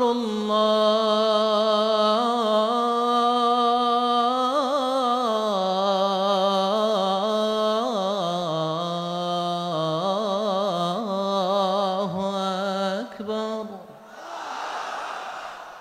আবু মাহজুরা এই বাক্যটা বললেন। বিশ্বনবী আবু মাহজুরার মাথার মধ্যে হাত দিয়ে তৃতীয় বাক্য পড়লেন, আশহাদু আল্লা ইলাহা ইল্লাল্লাহ।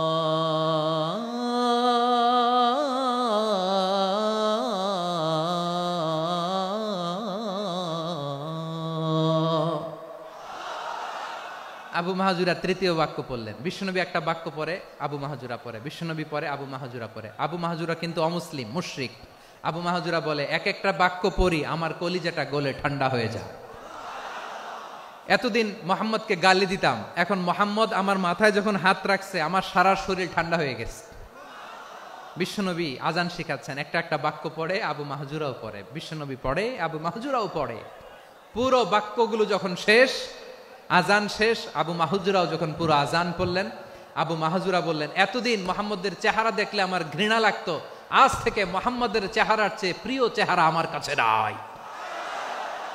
আবু মাহজুরা বললেন, ও মুহাম্মদ, আজানের বাক্য তো আপনি আমারে শেখালেন, এখানেই শেষ করবেন না, আপনি আমারে পড়ায় দেন, লা ইলাহা ইল্লাল্লাহু মুহাম্মাদুর রাসূলুল্লাহ সাল্লাল্লাহু আলাইহি ওয়াসাল্লাম। বিশ্বনবীর সাথে দাঁড়িয়ে উনি শাহাদা পড়ে মুসলমান হয়ে গেলেন। এবার আবু মাহজুরা বলে, ইয়া রাসূলুল্লাহ, ইয়া হাবিবাল্লাহ, আমি মুমিন হয়েছি, মুসলমান হয়েছি,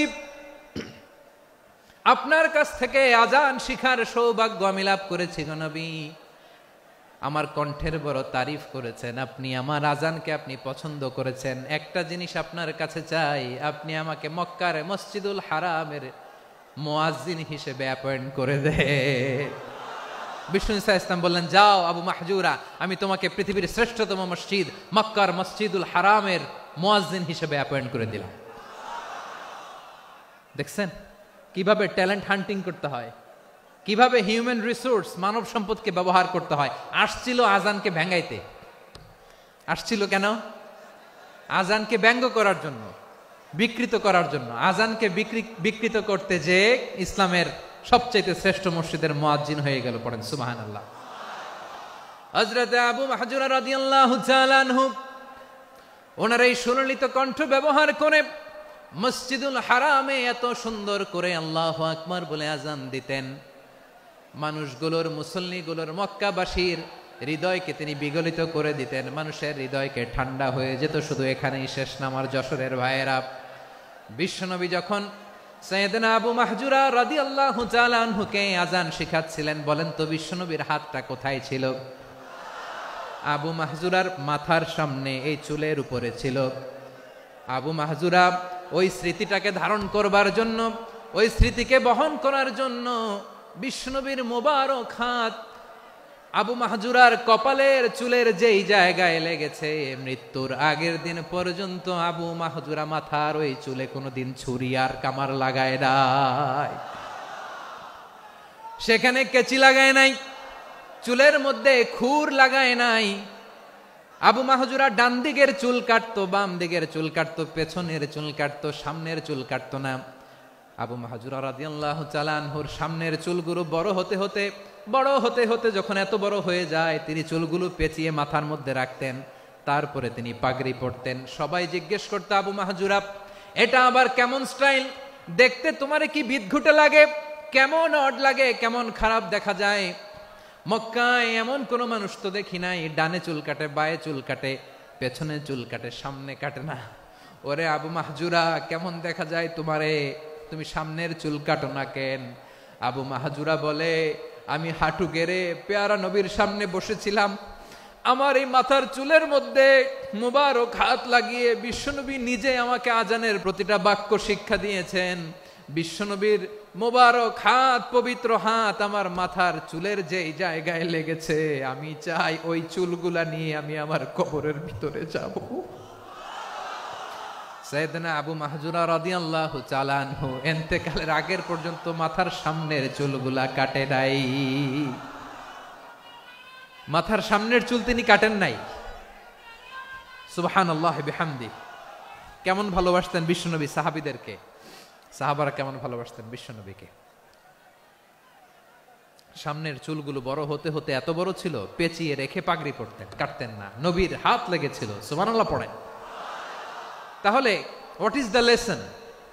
মোরাল অফ দ্য স্টোরি কি? মোরাল অফ দ্য স্টোরি হচ্ছে, আসছিল আজানকে ব্যঙ্গ করার জন্য, বিকৃত করার জন্য, হয়ে গেল মসজিদুল হারামের মুয়াজ্জিন। দেখেন বিশ্বনবী একটা খারাপ সিচুয়েশনের মধ্যে থেকে কি ভালো জিনিস বের করে আনলেন। আমি যে শুরুতে বলেছি কিভাবে তিনি হিউম্যান রিসোর্সকে ডেভেলপ করেছেন, ম্যানেজ করেছেন। তিনি যে চৌকস ট্যালেন্ট হান্টার ছিল, দেখেন সবার মধ্যে থেকে এর বাছাই করে মুয়াজ্জিন বানাই দিয়েছেন। সুবহানাল্লাহ পড়েন। তার মানে এই না সবাইরে ধরে ধরে উনি মুয়াজ্জিন বানাইছেন।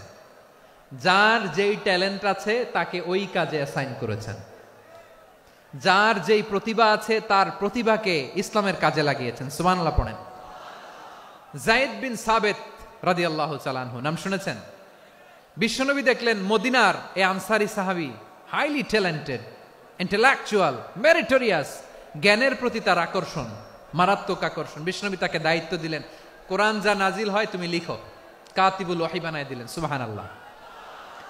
যায়েদ বিন সাবিতরে আবার আজান শিখান নাই, কারণ তার মধ্যে বিশ্বনবী প্রতিভা দেখেছেন, একাডেমিক প্রতিভা। বিশ্বনবীর একাডেমিক প্রজেক্টগুলো তিনি হ্যান্ডেল করতেন। যায়েদ বিন সাবিত ছিল বিশ্বনবীর ব্যক্তিগত সচিব। কি ছিল? ব্যক্তিগত সচিব। বোঝেন নাই? বিশ্বনবীর ব্যক্তিগত সচিব এবং দোভাষী। ইহুদিরা কিছু লিখে দিলে এটার অর্থ বিশ্বনবীরে বুঝায় দিতেন। আবার ইহুদিদের কাছে কিছু লিখতে হলে তিনি লিখে দিতেন। বিশ্বনবী একদিন বললেন, ইন্নী ওয়াল্লাহি মা আমানু ইয়াহুদা আলা কিতাব। ইহুদিরা যে চিঠি পাঠায় অর্থ তো বুঝি না, আরেক ইহুদি আইনে অর্থ করা লাগে, আবার ইহুদিদের কাছে কিছু লিখে পাঠাইতে চাইলে আমরা তো লিখতে পারি না, ইহুদিরে দিয়ে লেখা লাগে। ওরা যে পয়রা শোনায় লিখে দেয়, আমি ওদের বিশ্বাস করি না। আমার নিজের একজন লোক দরকার। বিশ্বনবী এই যায়েদ বিন সাবেতকে চুজ করলেন ল্যাঙ্গুয়েজের জন্য। উনি বললেন, যায়েদ, তোমার সফট স্কিলকে ডেভেলপ করতে হবে, তুমি হিব্রু ল্যাঙ্গুয়েজ শিখে ফেলো। যায়েদ বিন সাবেত বলল, বিশ্বনবীর মোটিভেশন আর ইন্সপিরেশন পেয়ে আমি 15 দিনে ইহুদিদের এই হিব্রু ল্যাঙ্গুয়েজ শিখে ফেললাম। শুধু শিখে ফেললাম না, হাত্তা হাদিকতু, even I became master in the language. এই ভাষা আমি পারদর্শী হয়ে গেলাম। এরপরে ইহুদিরা চিঠি লিখে পাঠালে আর কোনো ইহুদি ডাকা লাগতো না, আমি নবীর এটার অর্থ শুনে পরে বুঝাই দিতাম। আবার ইহুদিদের কাছে চিঠি লেখা লাগলে আমি যায়েদ বিন সাবেত চিঠি লিখে দিতাম। সুবহানাল্লাহ। দেখেন, এত সাহাবীর মধ্য থেকে বিশ্বনবীর একাডেমিক প্রজেক্ট, ব্যক্তিগত সচিব, দোভাষী হিসেবে তিনি যায়েদ বিন সাবেতের মতো তরুণকে নির্বাচিত করেছেন। কেমন ট্যালেন্ট হান্টার ছিল আমার নবী। সুবহানাল্লাহ পড়বেন না? বিশ্বনবীর ইন্তেকালের পরে সাইয়েদনা আবু বকর রাদিয়াল্লাহু তাআলা আনহু যখন খলিফা হয়ে আসলেন, কোরআনকে সংকলনের দায়িত্ব দেয়া লাগবে, কোন সাহাবীকে দিবেন? সব সাহাবারা মিলে পরামর্শ করলেন। সাইয়েদনা আবু বকর, ওমর সবাই মিলে এই বিশাল কোরআন সংকলনের গুরু দায়িত্ব বিশ্বনবীর ব্যক্তিগত সচিব, বিশ্বনবীর দুভাষী, বিশ্বনবীর সিলেক্ট করাই লোক যায়েদ ইবনে সাবেত রাদিয়াল্লাহু তাআলা আনহুকে দিয়েছে। এই যে আজকের যে কোরআন পড়েন, এটা আগে এরকম ছিল না। কোরআন নাজিল হলে সাহাবারা চামড়ার, ওটের চামড়ায় লিখে ফেলতো, ওটের চ্যাপ্টা হাড্ডির মধ্যে লিখে ফেলতো, গাছের গুড়ির মধ্যে লিখে ফেলতো, বিভিন্ন জনের কাছে ছড়ানো ছিটানো ছিল। আবু বকর রাদিয়াল্লাহু তাআলা আনহু একসাথে করলেন, পরবর্তীতে উসমান রাদিয়াল্লাহু তাআলা আনহু একসাথে করলেন। 114 সূরার এখন এই মুসহাফ, এই কম্পাইলেশন, এই কপি আমরা পেয়েছি, যার হিউজ কন্ট্রিবিউশন ছিল। এই পুরো কোরআন কম্পাইলেশনের প্রজেক্ট ম্যানেজার ছিল যায়েদ বিন সাবেত রাদিয়াল্লাহু তাআলা আনহু। কোরআন কম্পাইলেশনের প্রজেক্ট ম্যানেজার। দেখেন, উনারে মাথায় হাত দিয়ে আজান শিখায় নাই। সুবহানাল্লাহ কইবেন না? তাহলে প্রথম সাহাবী আবু মাহজুরাকে মুয়াজ্জিন বানাইলেন, যায়েদ বিন সাবেতকে ব্যক্তিগত সচিব আর দোভাষী বানালেন, মুসআব ইবনে উমাইর রাদিয়াল্লাহু তাআলা আনহুকে ইসলামের প্রথম অ্যাম্বাসেডর বানালেন। কি নাম? He was the first ambassador in Islam. ইসলামের প্রথম ডিপ্লোম্যাট, ইসলামের প্রথম কূটনৈতিক মুসআব ইবনে উমাইর, মক্কার তরুণ যুবক। উনি পারফিউম লাগাইলে মানুষ দেখলেই বুঝতো এটা মুসআব লাগাইছে। এমন স্মার্ট, ড্যাশিং ফেস, এমন পার্সোনালিটির মানুষ ছিল মুসআব রাদিয়াল্লাহু তাআলা আনহু। কারণ যিনি ইসলামের স্পোকম্যান হবেন, মুখপাত্র হবেন, তার স্মার্ট হওয়ার দরকার আছে না নাই? আকাবার প্রথম শপথ যখন হলো, তাদের সাথে বিষ্ণু ঈসা ইসলাম মদিনাতে একজন মুখপাত্র পাঠালেন, ডিপ্লোম্যাটকে পাঠালেন, অ্যাম্বাসেডর অফ ইসলাম। তিনি হচ্ছেন মুসআব ইবনে উমাইর। পড়েন সুবহানাল্লাহ। জুমার বিধান নাজিল হয়েছে, কিন্তু মক্কায় পরিবেশ নাই জুমা পালনের। বিষ্ণু ঈসা ইসলাম একজনকে দিয়ে খবর পাঠালেন, যাও মদিনায় মুসাবকে যে বলো, মুসাব তো আমার শিক্ষক, আমার স্পোকম্যান, মদিনাতে যেন তারা জুমা কায়েম করে। বিশ্বনবীর আগেই মুসআব মদিনার মুসলিমদেরকে নিয়ে মদিনায় প্রথম জুমা কায়েম করে ফেলছে। কোন সুবহানাল্লাহ। ডিপ্লোম্যাটদের কেমন হইতে হয়, অ্যাম্বাসেডারের কেমন হইতে হয়, মুসআব রাদিয়াল্লাহু তাআলা আনহুর কাছ থেকে শিখে নাও। তাহলে মুসআব রাদিয়াল্লাহু তাআলা আনহুকে বিশ্বনবী ল্যাঙ্গুয়েজ শিখান নাই, সফট স্কিল শিখান নাই।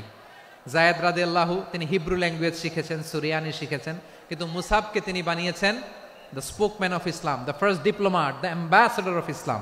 আব্দুল্লাহ ইবনে আব্বাস রাদিয়াল্লাহু তাআলা আনহু বিশ্বনবীর কাজিন, চাচাতো ভাই। আবার মাইমুনা রাদিয়াল্লাহু তাআলা আনহু, মাইমুনা নবীর স্ত্রী, তিনি ছিলেন আব্দুল্লাহর আপন খালা। তো নবীর বউ যদি ওনার খালা হয়, নবী তার কি খালু। তাহলে সম্পর্ক অনেক গভীর, কাজিন আবার খালু। ছোট্ট মানুষ, তাই রাতে মাঝে মাঝে ঘরে থাকতো। বিশ্বনবী দেখলেন আব্দুল্লাহ যেহেতু আমার ঘরে ঢুকতে পারে, আব্দুল্লাহরে এই উম্মতের বড় শিক্ষাবিদ বানাইতে হবে। তাই আব্দুল্লাহ ইবনে আব্বাসকে বিশ্বনবী হাতে কলমে শিক্ষা দিয়েছেন। তো বিশ্বনবী রাতে যখন তাহাজ্জুদ পড়তেন, ছোট্ট আব্দুল্লাহ ঘরে থাকতো। বুঝতে পেরেছেন? ছোট্ট মানুষ তো ঘরে থাকতো। তো বিশ্বনবী তাহাজ্জুদের জন্য একবার দাঁড়িয়েছেন, ছোট্ট আব্দুল্লাহ ওযু করে দাঁড়াইছে। আচ্ছা বলেন তো, ইমাম আর মুসল্লি মোট যদি দুইজন হয়, একজন ইমাম একজন মুসল্লি, তো মুসল্লি ইমামের কোন দিকে দাঁড়াবে? ডানে দাঁড়াবে। ছোট্ট আব্দুল্লাহ বোঝে নাই, বিশ্বনবী তাহাজ্জুদ শুরু করেছেন, উনি একতেদা করছেন আর দাঁড়াইছেন বায়ে। কোথায় দাঁড়িয়েছেন? আব্দুল্লাহ বলেন, যখন আমি বায়ে দাঁড়ালাম, আখাযা রাসূলুল্লাহি সাল্লাল্লাহু আলাইহি ওয়াসাল্লাম উযুনি আল ইউমনা ইয়াফতিলুহা, বিশ্বনবী নামাজরত অবস্থায় আমার কান ধরে টেনে আমার ডান দিকে এনে দাঁড় করায় দিলেন। পড়েন সুবহানাল্লাহ। দেখেন, হাতে কলমে শিক্ষা। আর জীবনে ভুল হবে? কথা কয় না, আর ভুল হবে? আর ভুল হবে না। এভাবে বিশ্বনবীর অনেক সঙ্গ পেয়েছেন, সফর করেছেন, একই বাহনে বসেছেন, এক বাহনে বসে লম্বা নাসিহত করেছেন। আব্দুল্লাহ, চাইতে হলে আল্লাহর কাছে চাও, সাহায্য চাইতে হলে আল্লাহর কাছে সাহায্য চাও। মনে রাখো, গোটা বিশ্বের সবাই যদি তোমার সাহায্য করতে চায়, ততটুকুই করতে পারবে যতটুকু আল্লাহ তোমার নসিবে রেখেছে। গোটা বিশ্ব যদি তোমার বিরুদ্ধে ষড়যন্ত্রে দাঁড়িয়ে যায়, ক্ষতি ততটুকু করতে পারবে যতটুকু তোমার জন্য বরাদ্দ আছে। এর বাইরে কিছু করতে পারবে না। আওয়াজ করে বলেন ঠিক কিনা? এভাবে হাতে কলমে শিখিয়েছেন, বিশ্বনবীর সঙ্গ পেয়েছেন। উনাকে বিষ্ণু ইসা ইসলাম শিক্ষাবিদ, এডুকেটর অফ দিস উম্মাহ হিসেবে সিলেক্ট করেছেন, হাতে কলমে শিখিয়েছেন। বিশ্বনবী একবার প্রকৃতির ডাকে সাড়া দিয়ে এসেছেন। এখন কি করতে হবে? নামাজের জন্য অজু করতে হবে। বিশ্বনবী এসেই দেখেন অজুর বদনায় পানি ভরা, খুশি হয়ে গেলেন, বললেন কে রেখেছে পানি? একজন বলল আব্দুল্লাহ রেখেছে। বিশ্বনবী অত্যন্ত খুশি হলেন, খুশি হয়ে একটা দোয়া করলেন, বললেন আল্লাহুম্মা ফাক্কিহু ফিদ্দীন ওয়া আল্লিমহু তা'ওয়ীল, আল্লাহ তুমি আব্দুল্লাহকে দ্বীনের বুঝ দিও আর কোরআনের তাফসীর শিক্ষা দিও। বিশ্বনবীর এই দোয়া এমন লাগছে, উনি রাইসুল মুফাসসিরিন, এই পৃথিবীতে যত মুফাসসির ছিল, যত মুফাসসির আসবে, সকল মুফাসসিরের সম্রাট হিসেবে স্বীকৃত হয়েছেন। আব্দুল্লাহ ইবনে আব্বাস, বিশ্বনবী ওনারে আজান শিখান নাই, বিশ্বনবী ওনারে ল্যাঙ্গুয়েজ শিখান নাই, বিশ্বনবী ওনারে অ্যাম্বাসেডর বানান নাই, হাতে কলমে শিক্ষা দিয়েছেন। ছোট্ট মানুষ, বিশ্বনবী ইন্তেকাল করলেন, আবু বকরের সময় গেল, ওমরে ফারুকের খেলাফত, তখনও তিনি তরুণ। ওমরে ফারুক রাদিয়াল্লাহু তাআলা আনহু ওনার ক্যাবিনেট মিনিস্ট্রির বৈঠকে এ আব্দুল্লাহ ইবনে আব্বাসকে পাশ দিয়ে বসায় রাখতেন। বয়স্ক সাহাবারা এটা পছন্দ করতো না, তারা বলতো ঘটনা কি, আব্দুল্লাহর মতো ছেলে নাতি আমাদের আছে, এরা কেন রাখে ওমরে ফারুক? ওমরে ফারুক এটা টের পেলেন, তিনি বুঝতে পারলেন যে ক্যাবিনেট মেম্বাররা এটা পছন্দ করে না, ছোট্ট আব্দুল্লাহরা কেন রাখি, কেন যে রাখি এটা একদিন বুঝাবো। একদিন মিটিং এ তিনি সবাইকে বললেন, ইদা জাআ নাসরুল্লাহি ওয়াল ফাতহ, এই আয়াত দ্বারা উদ্দেশ্য কি বলেন তো মুরব্বী সাহাবীরা? এক সাহাবী বলেন, এই সূরা দ্বারা উদ্দেশ্য, আল্লাহ বলেছেন আমাদেরকে বিভিন্ন ল্যান্ড, বিভিন্ন এলাকা বিজয় করতে হবে। ওমরে ফারুক বললেন না, হয়নি। আরেকজন বললেন, বিজয় হওয়ার পর আমাদের বেশি বেশি আল্লাহর বরত্বের ঘোষণা দিতে হবে, এটা উদ্দেশ্য। ওমরে ফারুক বললেন না, হয় নাই। যারা জিজ্ঞেস করেন কেউ পারে না। সব শেষে বিশ্বনবী ছোট্ট আব্দুল্লাহরে বলেন, আব্দুল্লাহ, ইদা জাআ নাসরুল্লাহি ওয়াল ফাতহ এর দ্বারা উদ্দেশ্য কি বলো তো? ছোট্ট আব্দুল্লাহ বলেন, হুয়া আজালু রাসূলিল্লাহ, এই আয়াত দ্বারা বিশ্বনবীর বিদায়কে উদ্দেশ্য নেওয়া হয়েছে। ওমরে ফারুক বললেন, হাযা হুয়া, এটাই তো সঠিক উত্তর, এটাই সঠিক তাফসীর এই আয়াতের। কারণ ইদা জাআ নাসরুল্লাহি ওয়াল ফাতহ, যখন আল্লাহর সাহায্য আর বিজয় আসবে, ওয়া রাআইতান নাসা ইয়াদখুলুনা ফি দীনিল্লাহি আফওয়াজা, আপনি দেখবেন দলে দলে, ঢলে ঢলে, বানের পানির মতো মানুষ ইসলামের দিকে ঢুকতেছে, ইসলামের বিজয় হয়েছে। তো ইসলামের বিজয়ের মিশন নিয়ে নবী আসছে, বিজয়ী যখন হয়ে গেছে, এখন তো নবীর বিদায় হবে। কোন সাহাবী এই সূক্ষ্ম কথাটা ধরতে পারে নাই, ওই আব্দুল্লাহ ছাড়া। আব্দুল্লাহ যখন উত্তর দিছে, সব সাহাবীদের টনক নড়েছে। এরপর থেকে কোনো ক্যাবিনেট মিটিং এ আর কোনো সাহাবারা কোনো প্রশ্ন করে নাই। আওয়াজ করে পড়েন সুবহানাল্লাহ। বিশ্বনবী আব্দুল্লাহ ইবনে আব্বাসকে দ্য এডুকেটর অফ দ্য উম্মাহ, উম্মার শিক্ষাবিদ হিসেবে গ্রহণ করেছেন। আওয়াজ করে পড়তে হবে আল্লাহু আকবার। সাহাবীদের নামগুলো মনে থাকবে?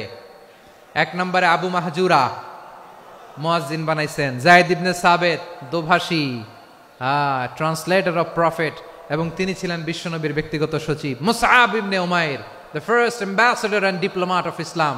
আব্দুল্লাহ ইবনে আব্বাস, এই উম্মার সবচেয়ে বড় এডুকেটর, শিক্ষাবিদ। আরেকজন ছিল আব্দুল্লাহ ইবনে মাসউদ রাদিয়াল্লাহু তাআলা। দুই আব্দুল্লাহ, আব্বাস গেল, আরেকজন হচ্ছে মাসউদ। মক্কার তরুণ, ছাগল পালতো মুশরিকের। বিশ্বনবী আর আবু বকর রাদিয়াল্লাহু তাআলা আনহু একবার গেলেন, যে দেখে এই তরুণ দাঁড়ায় আছে। বিশ্বনবী বলেন, আমি খুব ক্ষুধার্ত, তোমার কাছে কি দুধ আছে ছাগলের? আব্দুল্লাহ আছে, ওয়ালাকিন আনা মু'তামান, কিন্তু যে দুধ আছে এটা আমানতের, আমি দিতে পারবো না। বিশ্বনবী এইটা শুনেই তারা টার্গেট করে ফেলছে। আনা মু'তামান, দুধ আছে কিন্তু এটা আমার মালিকের, আমি তো দরদ দেখাই, আমার মালিকের দুধ, আপনি পথিক, আপনারে দিতে পারি না। বিশ্বনবী টার্গেট করে ফেলছেন, এরে আমার কাজে লাগাইতে হবে। বিশ্বনবী বললেন, আচ্ছা ঠিক আছে, দুধ দিও না, কিন্তু এমন ছাগি আছে কিনা যেই ছাগির সাথে কোনো ছাগলের মিলন হয় নাই, তার ওলানে দুধও আসে নাই, বাচ্চাও নাই, এরকম ছাগির থেকে যদি আমি দুধ খাই তাহলে তো সমস্যা নাই। বলতেছে এরকম ছাগির থেকে দুধ খাইলে সমস্যা নাই, কারণ এরকম ছাগির ওলান থেকে দুধ আসবেও না।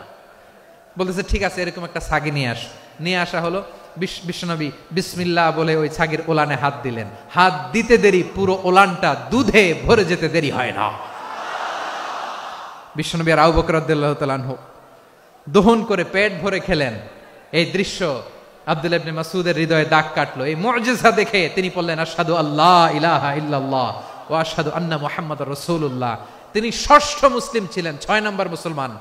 ওনাকে টার্গেট করে বিশ্বনবী দেখলেন এমন ইন্টেলেকচুয়াল ব্রেন, উনি সূক্ষ্ম সূক্ষ্ম জিনিস বুঝে বেশি, ফিকহি জ্ঞান ওনার মধ্যে বেশি। বিশ্বনবী ওনাকে কোরআনের জ্ঞান শিক্ষা দিতে লাগলেন। উনি বিশ্বনবী সবার কাছে কোরআন শোনায়, কিন্তু বিশ্বনবী নিজে আব্দুল্লাহ ইবনে মাসউদের কাছ থেকে কোরআন শুনতো। বিশ্বনবী একবার বললেন, ইকরা আলাইয়া ইয়া মাসউদ। ইবনে মাসউদ একবার শোনাও তো কোরআন দেখি। আব্দুল্লাহ ইবনে মাসউদ বলে, আকরাউ আলাইকা ওয়া আলাইকা উনজিল। নবী, আপনার উপর কোরআন নাজিল হয় আর আমি আপনার সামনে কোরআন পড়ব। বিশ্বনবী বললেন, ইন্নী উহিব্বু আন আসমাআহু মিন গায়রি। আমি নিজে পড়তে যেমনি ভালোবাসি, অন্যে পড়ুক আমি শুনবো, এটাও আমি ভালোবাসি। সূরা নিসা তিনি তেলাওয়াত করে শুনিয়েছেন। এমন সূক্ষ্ম সূক্ষ্ম বিষয় বিশ্বনবী উনাকে ধরিয়ে দিয়েছেন। উনি হয়ে গিয়েছেন আব্দুল্লাহ ইবনে আব্বাস, হয়েছেন রাইসুল মুফাসসিরিন, উনি হয়ে গিয়েছেন ফাকিহুল উম্মাহ। উনার চাইতে বড় ফকি এই পৃথিবী আর দেখবে না। চিল্লায় বলেন সুবহানাল্লাহ। উনি বলতেন, ওয়াল্লাহি ইল্লাযী লা ইলাহা গায়রু মা উনজিলাত সূরাতুন ইল্লা ওয়া আনা আ'লামু আইনা উনজিলাত ওয়া ফীমা উনজিলাত। বিশ্বনবী এমন ভাবে কোরআনের দার্স আমাকে দিয়েছেন, কোরআনে যত সূরা নাজিল হয়েছে, যেখানে নাজিল হোক না কেন আমি জানি এটা কোথায় নাজিল হয়েছে এবং কোন প্রেক্ষাপটে নাজিল হয়েছে। এমন একটা সূরা নাই যে সূরার কোথায় নাজিল হয়েছে আমি মাসুদের জানা নাই, কোন প্রেক্ষাপটে নাজিল হয়েছে আমার জানা নাই। এরকম ঘটবে না। চিল্লায় বলেন আল্লাহু আকবার। এই আব্দুল্লাহ ইবনে মাসউদ রাদিয়াল্লাহু তাআলা আনহু ওমর ফারুকের সময় কুফার চিফ জাস্টিস ছিলেন। কুফা নগরীর চিফ জাস্টিস। চিফ জাস্টিস বুঝেন নাই? বিচারপতি। কি ছিলেন? সবাই বলে নাই, কি ছিলেন? বিচারপতি ছিলেন। এবং ওনার যে ফিকহি জ্ঞানের ধারা, এটাই আলকামা, ইব্রাহিম আন-নাখাই, হাম্মাদ ইবনে সুলাইমান হয়ে ইমাম আবু হানিফা পর্যন্ত পৌঁছেছে। এবং ওনার ফিকহি জ্ঞানের ধারাই হানাফি মাযহাবে অ্যাকসেপ্ট হয়েছে। আজও এগুলো হানাফি মাযহাবে চর্চিত হয়। হানাফি মাযহাবের সব ফিক আব্দুল্লাহ ইবনে মাসউদের ফিকহি জ্ঞানের ধারা থেকে নেওয়া হয়েছে। চিল্লায় পড়েন সুবহানাল্লাহ। তাহলে উনাকে বিশ্বনবী বানিয়েছেন জুরিস্ট, আইনবিদ, ফকিহ। উনারে আজান শিখান নাই। হিউম্যান রিসোর্স ডেভেলপমেন্ট কিভাবে করবেন, মানব সম্পদের উন্নয়ন কিভাবে করতে হয়, কিভাবে যার যেখানে প্রতিভা কাজে লাগাতে হয় উনি দেখিয়েছেন। সুবহানাল্লাহ পড়বেন না? খালিদ বিন ওয়ালিদ কি ছিলেন? বীর যোদ্ধা। কিন্তু তিনি ইসলাম ধর্ম গ্রহণ করেছেন অনেক দেরিতে, 8ম হিজরিতে। তার মানে 8ম হিজরির আগে উনি মুশরিকদের পক্ষে লড়াই করেছেন। ওনার হাতে কত মুসলিম সাহাবী যে নিহত হয়েছে হিসাব নাই। বিশ্বনবী টার্গেট করে রাখছে, তুমি আমাদের মুসলিমদের এত ক্ষতি করলা, তুমি যখন মুসলমান হবা তোমার দিয়ে আমি এমন কাম করামু যে এটা আর কেউ করতে পারবে না। খালিদ বিন ওয়ালিদ রাদিয়াল্লাহু তাআলা আনহু 8ম হিজরিতে মুসলিম হয়েছেন, মক্কা বিজয়ের আগে। তো মক্কা বিজয়ের আগে যখন মুসলিম হয়েছেন, এর আগে কি করছেন? কাফিরদের সাথে যুদ্ধ করেছেন। উনি উহুদের যুদ্ধে মুসলমানদের যে পরাজয় ভাব, কঠিন পরিস্থিতির মুখোমুখি উনার কারণে পেছন থেকে এমন আতর্কিত আক্রমণ করেছেন, মুসলমানদেরকে কচুকাটা করেছেন। 8ম হিজরিতে আল্লাহ তাআলা হেদায়েতের নূর দিয়ে ওনার হৃদয়টাকে উজালা করে দিলেন। লা ইলাহা এটা এমন বাণী যার হৃদয়ে একবার টাচ খাবে, এইটা থেকে সে আর পালিয়ে বেড়াতে পারে। ঝিনুকের ভেতর লুকিয়ে থাকে যেমন মতি, ঝিনুকের ভেতর লুকিয়ে থাকে যেমন মতি, কলমা শাহাদাতে আছে আল্লাহর জ্যোতি, কলমা শাহাদাতে আছে আল্লাহর জ্যোতি। ঠিক কিনা বলেন? মক্কা বিজয়ের আগে মুসলিম হলেন, হওয়ার পরেই বিশ্বনবীর টার্গেট ফুলফিল হলো। ওই যে টার্গেট করে রেখেছেন আর দোয়া করেছেন, খালিদ বিন ওয়ালিদ যদি মুসলিম হয় তাকে আমি মিলিটারি চিফ বানাবো। ওনাকে আজান শিখান নাই, ওনারে কান ধইরা নামাজের এই মাথা থেকে ওই মাথা আনান নাই, ফিকহি কোরআনের সূক্ষ্ম তাফসীর ওনারে শিখান নাই, অ্যাম্বাসেডর বানান নাই। বিষ্ণু ইসলাম উনাকে সামরিক অভিযানে প্রেরণ করেছেন। সামরিক অভিযানে তিনি প্রেরণ করেছেন। উনার জীবদ্দশায় উনার নেতৃত্বে যতগুলো যুদ্ধ হয়েছে একটা যুদ্ধেও তিনি পরাজয় বরণ করেন নাই। ওমরে ফারুকের সময়কালে তিনি চিফ অফ মুসলিম মিলিটারি মানে মুসলিম সেনাপতি হয়েছেন। তাহলে কিভাবে হিউম্যান রিসোর্স ব্যবহার করতে হয় গোটা বিশ্ব আমার নবীর কাছ থেকে শিখে নাও। খালিদ বিন ওয়ালিদ, ওনাকে বিশ্বনবী একটা উপাধি দিয়েছেন। উপাধিটা হচ্ছে সাইফুল্লাহিল মাসলুল, আল্লাহর নাঙ্গা তরবারি, আল্লাহর খোলা তরবারি, দ্য ওপেন সোর্ড অফ আল্লাহ। খালিদ বিন ওয়ালিদ মুসলিম সেনাপতি। হাসান বিন সাবেত রাসূলের সভা কবি, কালচারাল হিজিমনিকে ডিফিট করার জন্য। উনি ভালো অস্ত্র চালানো জানতেন না, ওই কাজে উনি যেতেন না। ওনার ছিল কাব্য প্রতিভা। কাফিররা কবিতা দিয়ে নবীকে গালি দিত, বিশ্বনবী বলতেন, ইয়া হাসান আজিব আন রাসূলিল্লাহ, তুমি নবীর হয়ে কাফেরদের এই কথাগুলোর জবাব দাও। বিশ্বনবীর একটা মিম্বার ছিল, বিশ্বনবীর মিম্বারের পাশাপাশি মসজিদে নববীতে এই হাসান বিন সাবেতের জন্য বিশ্বনবী একটা স্পেশাল মিম্বার বানিয়ে দিয়েছেন। এখান থেকে তুমি জবাব দাও। এবং বিশ্বনবী বলেছেন, আল্লাহুম্মা আইয়িদহু বিরূহিল কুদুস। আল্লাহ, হাসান আমার পক্ষে জবাব দেয়, তুমি জিব্রাইল মারফত তাকে সাহায্য পাঠাইয়া দিও।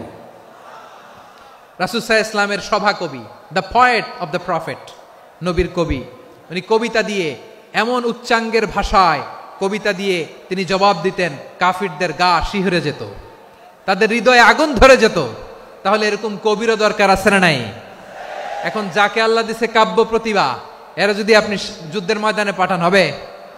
যারে দিছে সুরেলা গলা, এরা যদি অ্যাম্বাসেডর বানান হবে না। হাসান বিন সাবেত ছিলেন বিষ্ণু ইসলামের কবি। হুযায়ফা ইবনুল ইয়ামান বিশ্বনবীর গোয়েন্দা বিভাগের প্রধান। কিসের প্রধান? হুযায়ফা ইবনুল ইয়ামান। ওনার ছিল ডিটেকটিভ মাইন্ড, ডিটেকটিভ মাইন্ড, গোয়েন্দা বিভাগের প্রধান। এবং উনি হচ্ছেন সাহিবু সিররি রাসূলিল্লাহ, রাসূল সাল্লাল্লাহু আলাইহি ওয়াসাল্লামের গোপন তথ্যের ধারক বাহক। নবীর যেই কথা কেউ জানে না, সব হুযায়ফার পেটের ভিতরে ছিল। সুবহানাল্লাহ পড়েন। মদিনার যত ইহুদিদের একটা লিস্ট ছিল, এই লিস্ট শুধু দুইজন জানতো, বিশ্বনবী আর হুযায়ফা। গোয়েন্দা বিভাগের হেড ছিল। খন্দকের যুদ্ধে প্রচন্ড আজকের মতো শৈত্য প্রবাহ, মাটি খনন করতে করতে সাহাবীদের পেটে ক্ষুধা নাই, দাঁড়াইতে পারে না নামাজের জন্য, এত ক্লান্ত, ক্ষুধা, ক্লান্ত, শ্রান্ত। বিশ্বনবী বললেন, কে আছো? এই কঠিন শীত, এই ভয় আর ক্ষুধার মধ্যেও খন্দকের পরীক্ষার টপকে শত্রু শিবিরে যে আমাকে তথ্য দিবা, কে আছো? কারো গায়ে শক্তিই নাই যে দাঁড়াবে, কেউ দাঁড়ায় না। বিশ্বনবী তখন নিজে হুযায়ফাকে ডাক দিলেন, হুযায়ফা, যে আমাকে আজকে শত্রু শিবিরের তথ্য এনে দিবে, সে জান্নাতে আমার মোরাফাকা, আমার সঙ্গী হবে। হুযায়ফা রাদিয়াল্লাহু ইবনুল ইয়ামান জীবনের ঝুঁকি নিয়ে এই ক্ষুধা, শৈত্য প্রবাহ, কোল্ড ওয়েভসকে উপেক্ষা করে পরীক্ষা টপকে শত্রু শিবিরে যে সবার কথাগুলো চুপে চুপে শুনে বিশ্বনবীর দরবারে এসে গোয়েন্দাদের মতো তথ্য সরবরাহ করেছে। বিশ্বনবীর গোয়েন্দা বিভাগের প্রধান হুযায়ফা ইবনুল ইয়ামান ইন্টেলিজেন্স বিভাগ চালাতেন। মুনাফিকদের নাম ওনার কাছে ছিল। মুআয ইবনে জাবাল মদিনা রাষ্ট্রের সবচেয়ে সিনিয়র আমলা ছিলেন। আমলাতন্ত্র চিনেন তো? প্রশাসনিক কাজ যারা চালায়, অ্যাডমিনিস্ট্রেশন বুঝেন না? The department of administration. মদিনার রাষ্ট্রের সিনিয়র আমলা মুআয ইবনে জাবাল মুতাখাসসিসুন ফিল হালাল ওয়াল হারাম, হালাল হারামের স্পেশালিস্ট ছিলেন। বিশ্বনবী উনাকে ইয়ামানের গভর্নর করে পাঠাইছেন।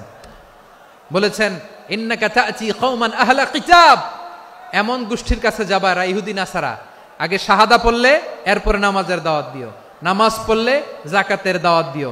গভর্নরের অ্যাটিটিউড যেমন থাকে তেমন অ্যাটিটিউড ধরে রেখো। সুবহানাল্লাহ পড়েন। তাহলে মুআয ইবনে জাবালকে দিয়ে বিশ্বনবী কবিতা লেখায় নাই, চিঠি লেখায় নাই, আজান দেওয়ায় নাই। সুবহানাল্লাহ পড়বেন না? সব শেষ সাহাবী বলি আবু হুরায়রা রাদিয়াল্লাহু তাআলা আনহু, বিড়ালের বাবা, কি করতেন? খালি হাদিস মুখস্থ করতেন। উনি বলতেন, আলজামু রাসূলুল্লাহ আলা মিল ইবাতনি, আমার শুধু পেটের ক্ষুধার বন্দোবস্ত হইলে আমি নবীর সঙ্গ ছাড়তাম না। আমার আনসার সাহাবারা ক্ষেত খামারের কাজ করত, আমার মুহাজির সাহাবারা ব্যবসা করত, আর আমি নবীর সাথে সাথে থাকতাম। শুধু সকাল বিকাল 2 বেলা যদি আমার খাবারের বন্দোবস্ত হয়, আমি আর নবীর লক ছাড়ি না। সুবহানাল্লাহ কইবেন না?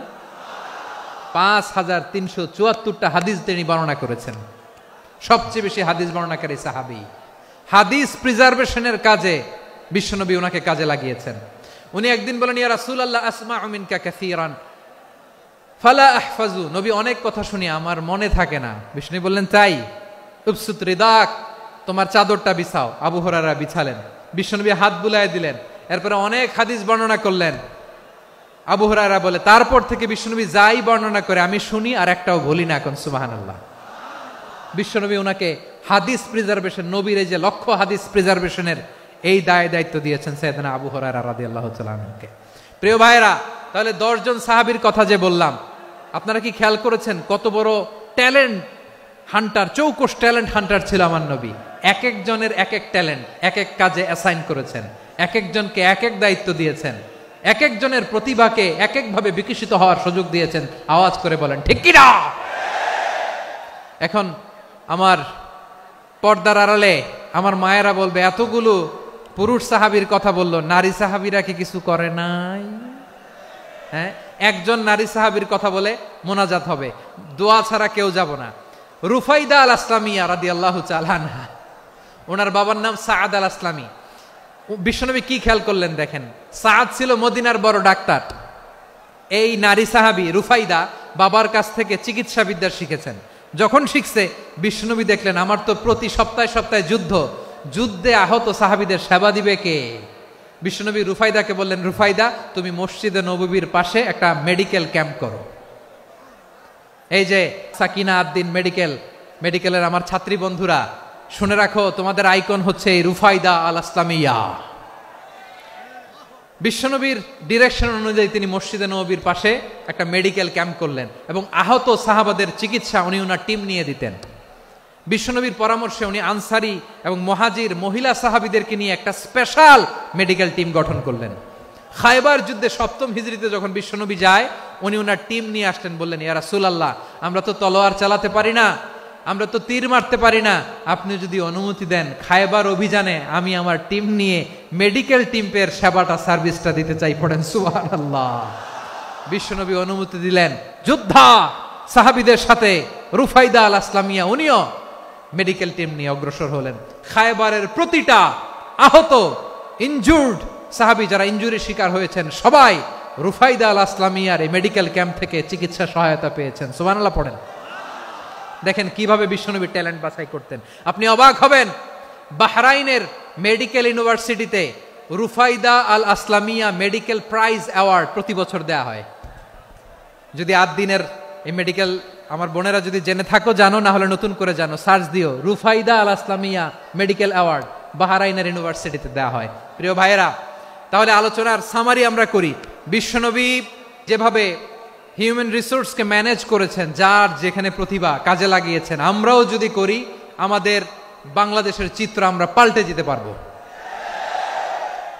আমরা শুরুতে শুনেছি মানুষের আছে অসীম সম্ভাবনা, প্রতিটা মানুষ অনন্য, যত্ন নিলে, যথাযথ পরিচর্যা করলে মানুষ বিশ্ব জয় করতে পারে, ঠিক কিনা? আমাদের হাফেজে কোরআনের সামনে দাঁড়াতে পারে এমন কোন হাফেজে কোরআন আল্লাহর জমিনে জন্ম হয় নাই। গোটা বিশ্ব কাঁপিয়ে তারা সেরা, আমাদের ক্রিকেটাররা সেরা, আমাদের তৈরি পোশাক শিল্প সেরা।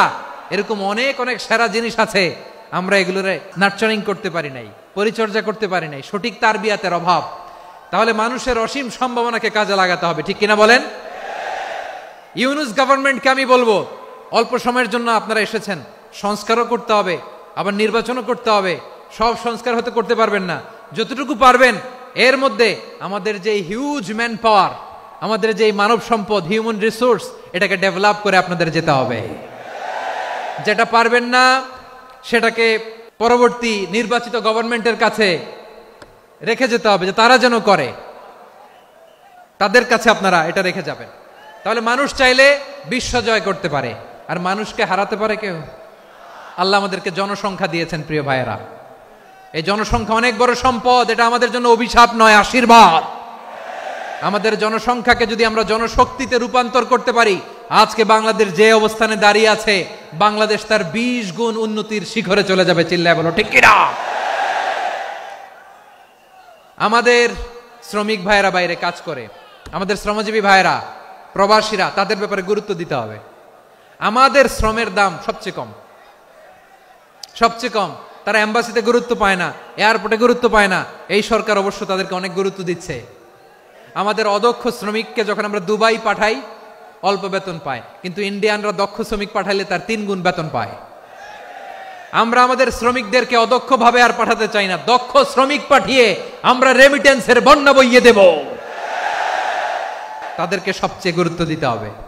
আমরা পেয়েছি ফ্রিডম ফাইটার, মুক্তিযোদ্ধা, আর আমার প্রবাসী ভাইরা হচ্ছে রেমিটেন্স ফাইটার। জোরে বলো ঠিক কিনা? তাহলে আমাদের এই জনশক্তিকে জনসম্পদে ট্রান্সফর্ম করতে হবে। সরকার জনগণকে এভাবে পলিশ করতে হবে। মা বাবারা ছেলে মেয়েদের মধ্যে কার কোন যোগ্যতা তাকে ওইভাবে কাজে লাগাতে হবে। সবার এ প্লাস পাওয়ার কোনো দরকার নাই। আমাদের দেশে একটা টেন্ডেন্সি আছে, পরীক্ষায় এ প্লাস না পাইলে কই তুই কি করলি, পাশের বাড়ির ছেলে এ প্লাস পাইছে, যা ওর পা ধোয়া পানি খা। খাওয়া নাই, এগুলার খাওয়া নাই। ওরে আল্লাহ এ প্লাস পাওয়ার জন্য বানাইছে, আর আপনার ছেলেকে এই এ প্লাস গুলারে নিয়ন্ত্রণ করার জন্য আল্লাহ বানাইছে। ওকে দিয়ে আল্লাহ কি করবে আপনি জানেনই না। একটা এ প্লাস, একটা এ গ্রেড একটা মানুষের জীবনকে ঠিক করে দিতে পারে না। আপনার ছেলেকে আল্লাহ অন্যদিকে যোগ্যতা দিয়েছে, ওদের মনোবল ভাঙবেন না, খবরদার। যাকে দিয়ে যেটা হবে তাকে দিয়ে সেটা করতে হবে, তার প্রতিভাকে সেভাবে কাজে লাগাতে হবে। তাহলে আমাদের এই জনসংখ্যা জনসম্পদে রূপান্তরিত হবে। আমাদের সরকারের তত্ত্বাবধানে আমাদের 18 কোটি জনগণ দক্ষ জনশক্তিতে রূপান্তরিত হোক, আমরা চাই কি চাই না? আমরা ভালো মানুষ, শ্রেষ্ঠ মানুষ হতে চাই কি চাই না? ওই জাপানিজদের মতো সৎ, ওই ইউরোপিয়ানদের মতো কালচার্ড। আমাদেরকে আল্লাহ তাআলা কোরআন সুন্নাহ অনেক কিছু দিয়েছেন। যেহেতু বর্তমানে আমরা দেখছি তারা সৎ, তাদের মধ্যে ভ্যালিউ আছে, সেগুলো আমাদের মধ্যে আনার দরকার আছে না নাই? আর ইসলাম দিয়ে আমাদের জীবনকে সাজাতে হবে, ইসলাম দিয়ে আমার পরিবারকে সাজাতে হবে। ইসলাম থেকে, কোরআন থেকে প্রেসক্রিপশন না নিলে জীবন সুন্দর হবে না। কোরআন থেকে প্রেসক্রিপশন না নিলে সমাজ সুন্দর হবে না। কোরআনের প্রেসক্রিপশন না মানলে রাষ্ট্র সুন্দর হবে না। কোরআনের প্রেসক্রিপশন অ্যাপ্লাই না করলে শুধু দুর্নীতি দমন কমিশন দিয়ে দুর্নীতি বন্ধ করা যাবে না। এজন্য কোরআনের আইন আমরা চাই কি চাই না? প্রিয় ভাইয়েরা, হিউম্যান রিসোর্স ডেভেলপমেন্ট, মানব সম্পদের উন্নয়ন, আমাদের সরকার যেন এদিকে নজর দেয়। আমরা যেন এই ব্যাপারে যত্নবান হয়ে উঠি। যাকে আল্লাহ যে যোগ্যতা দিয়েছে, এই যোগ্যতা দিয়ে আমরা যেন ইসলামের জন্য, দেশের জন্য কাজ করি। আমরা যেন আমাদের স্কিল ডেভেলপ করি, আমাদের পটেনশিয়ালকে ডেভেলপ করি। মোরালিটি, ভ্যালিউজ নিয়ে শায়েখ আহমদুল্লাহ আলোচনা করেছেন, এগুলো দিয়ে যেন আমরা আমাদেরকে সাজাই। আল্লাহ তাআলা আমাদের দেশকে তুমি নিরাপদ করো, আমরা পড়ি আমিন। আল্লাহ আমার 18 কোটি জনগণকে তুমি জনশক্তিতে রূপান্তরিত করো, আমিন। আল্লাহ আমরা হাতে হাত রেখে, কাঁধে কাঁধ মিলিয়ে, ভাইয়ে ভাইয়ে যেন এই দেশকে গড়তে পারি, আল্লাহ তুমি তৌফিক দান করো, আমরা পড়ি আমিন। আসুন আমরা আমাদের জনসংখ্যাকে জনসম্পদে ট্রান্সফর্ম করি। আমাদের জনসংখ্যাকে আমরা যেন জনশক্তিতে রূপান্তরিত করি। জনসংখ্যাকে ট্রান্সফর্ম করে জনশক্তি দিয়ে আমরা যেন আগামীর বাংলাদেশ, স্বাধীন বাংলাদেশ 2.0 কে গড়ে তুলি। আল্লাহ তাআলা আমাদের সবাইকে কথাগুলো বোঝার, আমল করার তৌফিক দান করুন। হাযা মা ইনদি ওয়াল ইলমু ইনদাল্লাহ আলাইহি তাওয়াক্কালতু ওয়া ইলাইহি উনীব। সুবহানাকাল্লাহুম্মা বিহামদিকা আশহাদু আল্লা ইলাহা ইল্লা আনতা আস্তাগফিরুকা ওয়া আতুবু ইলাইক।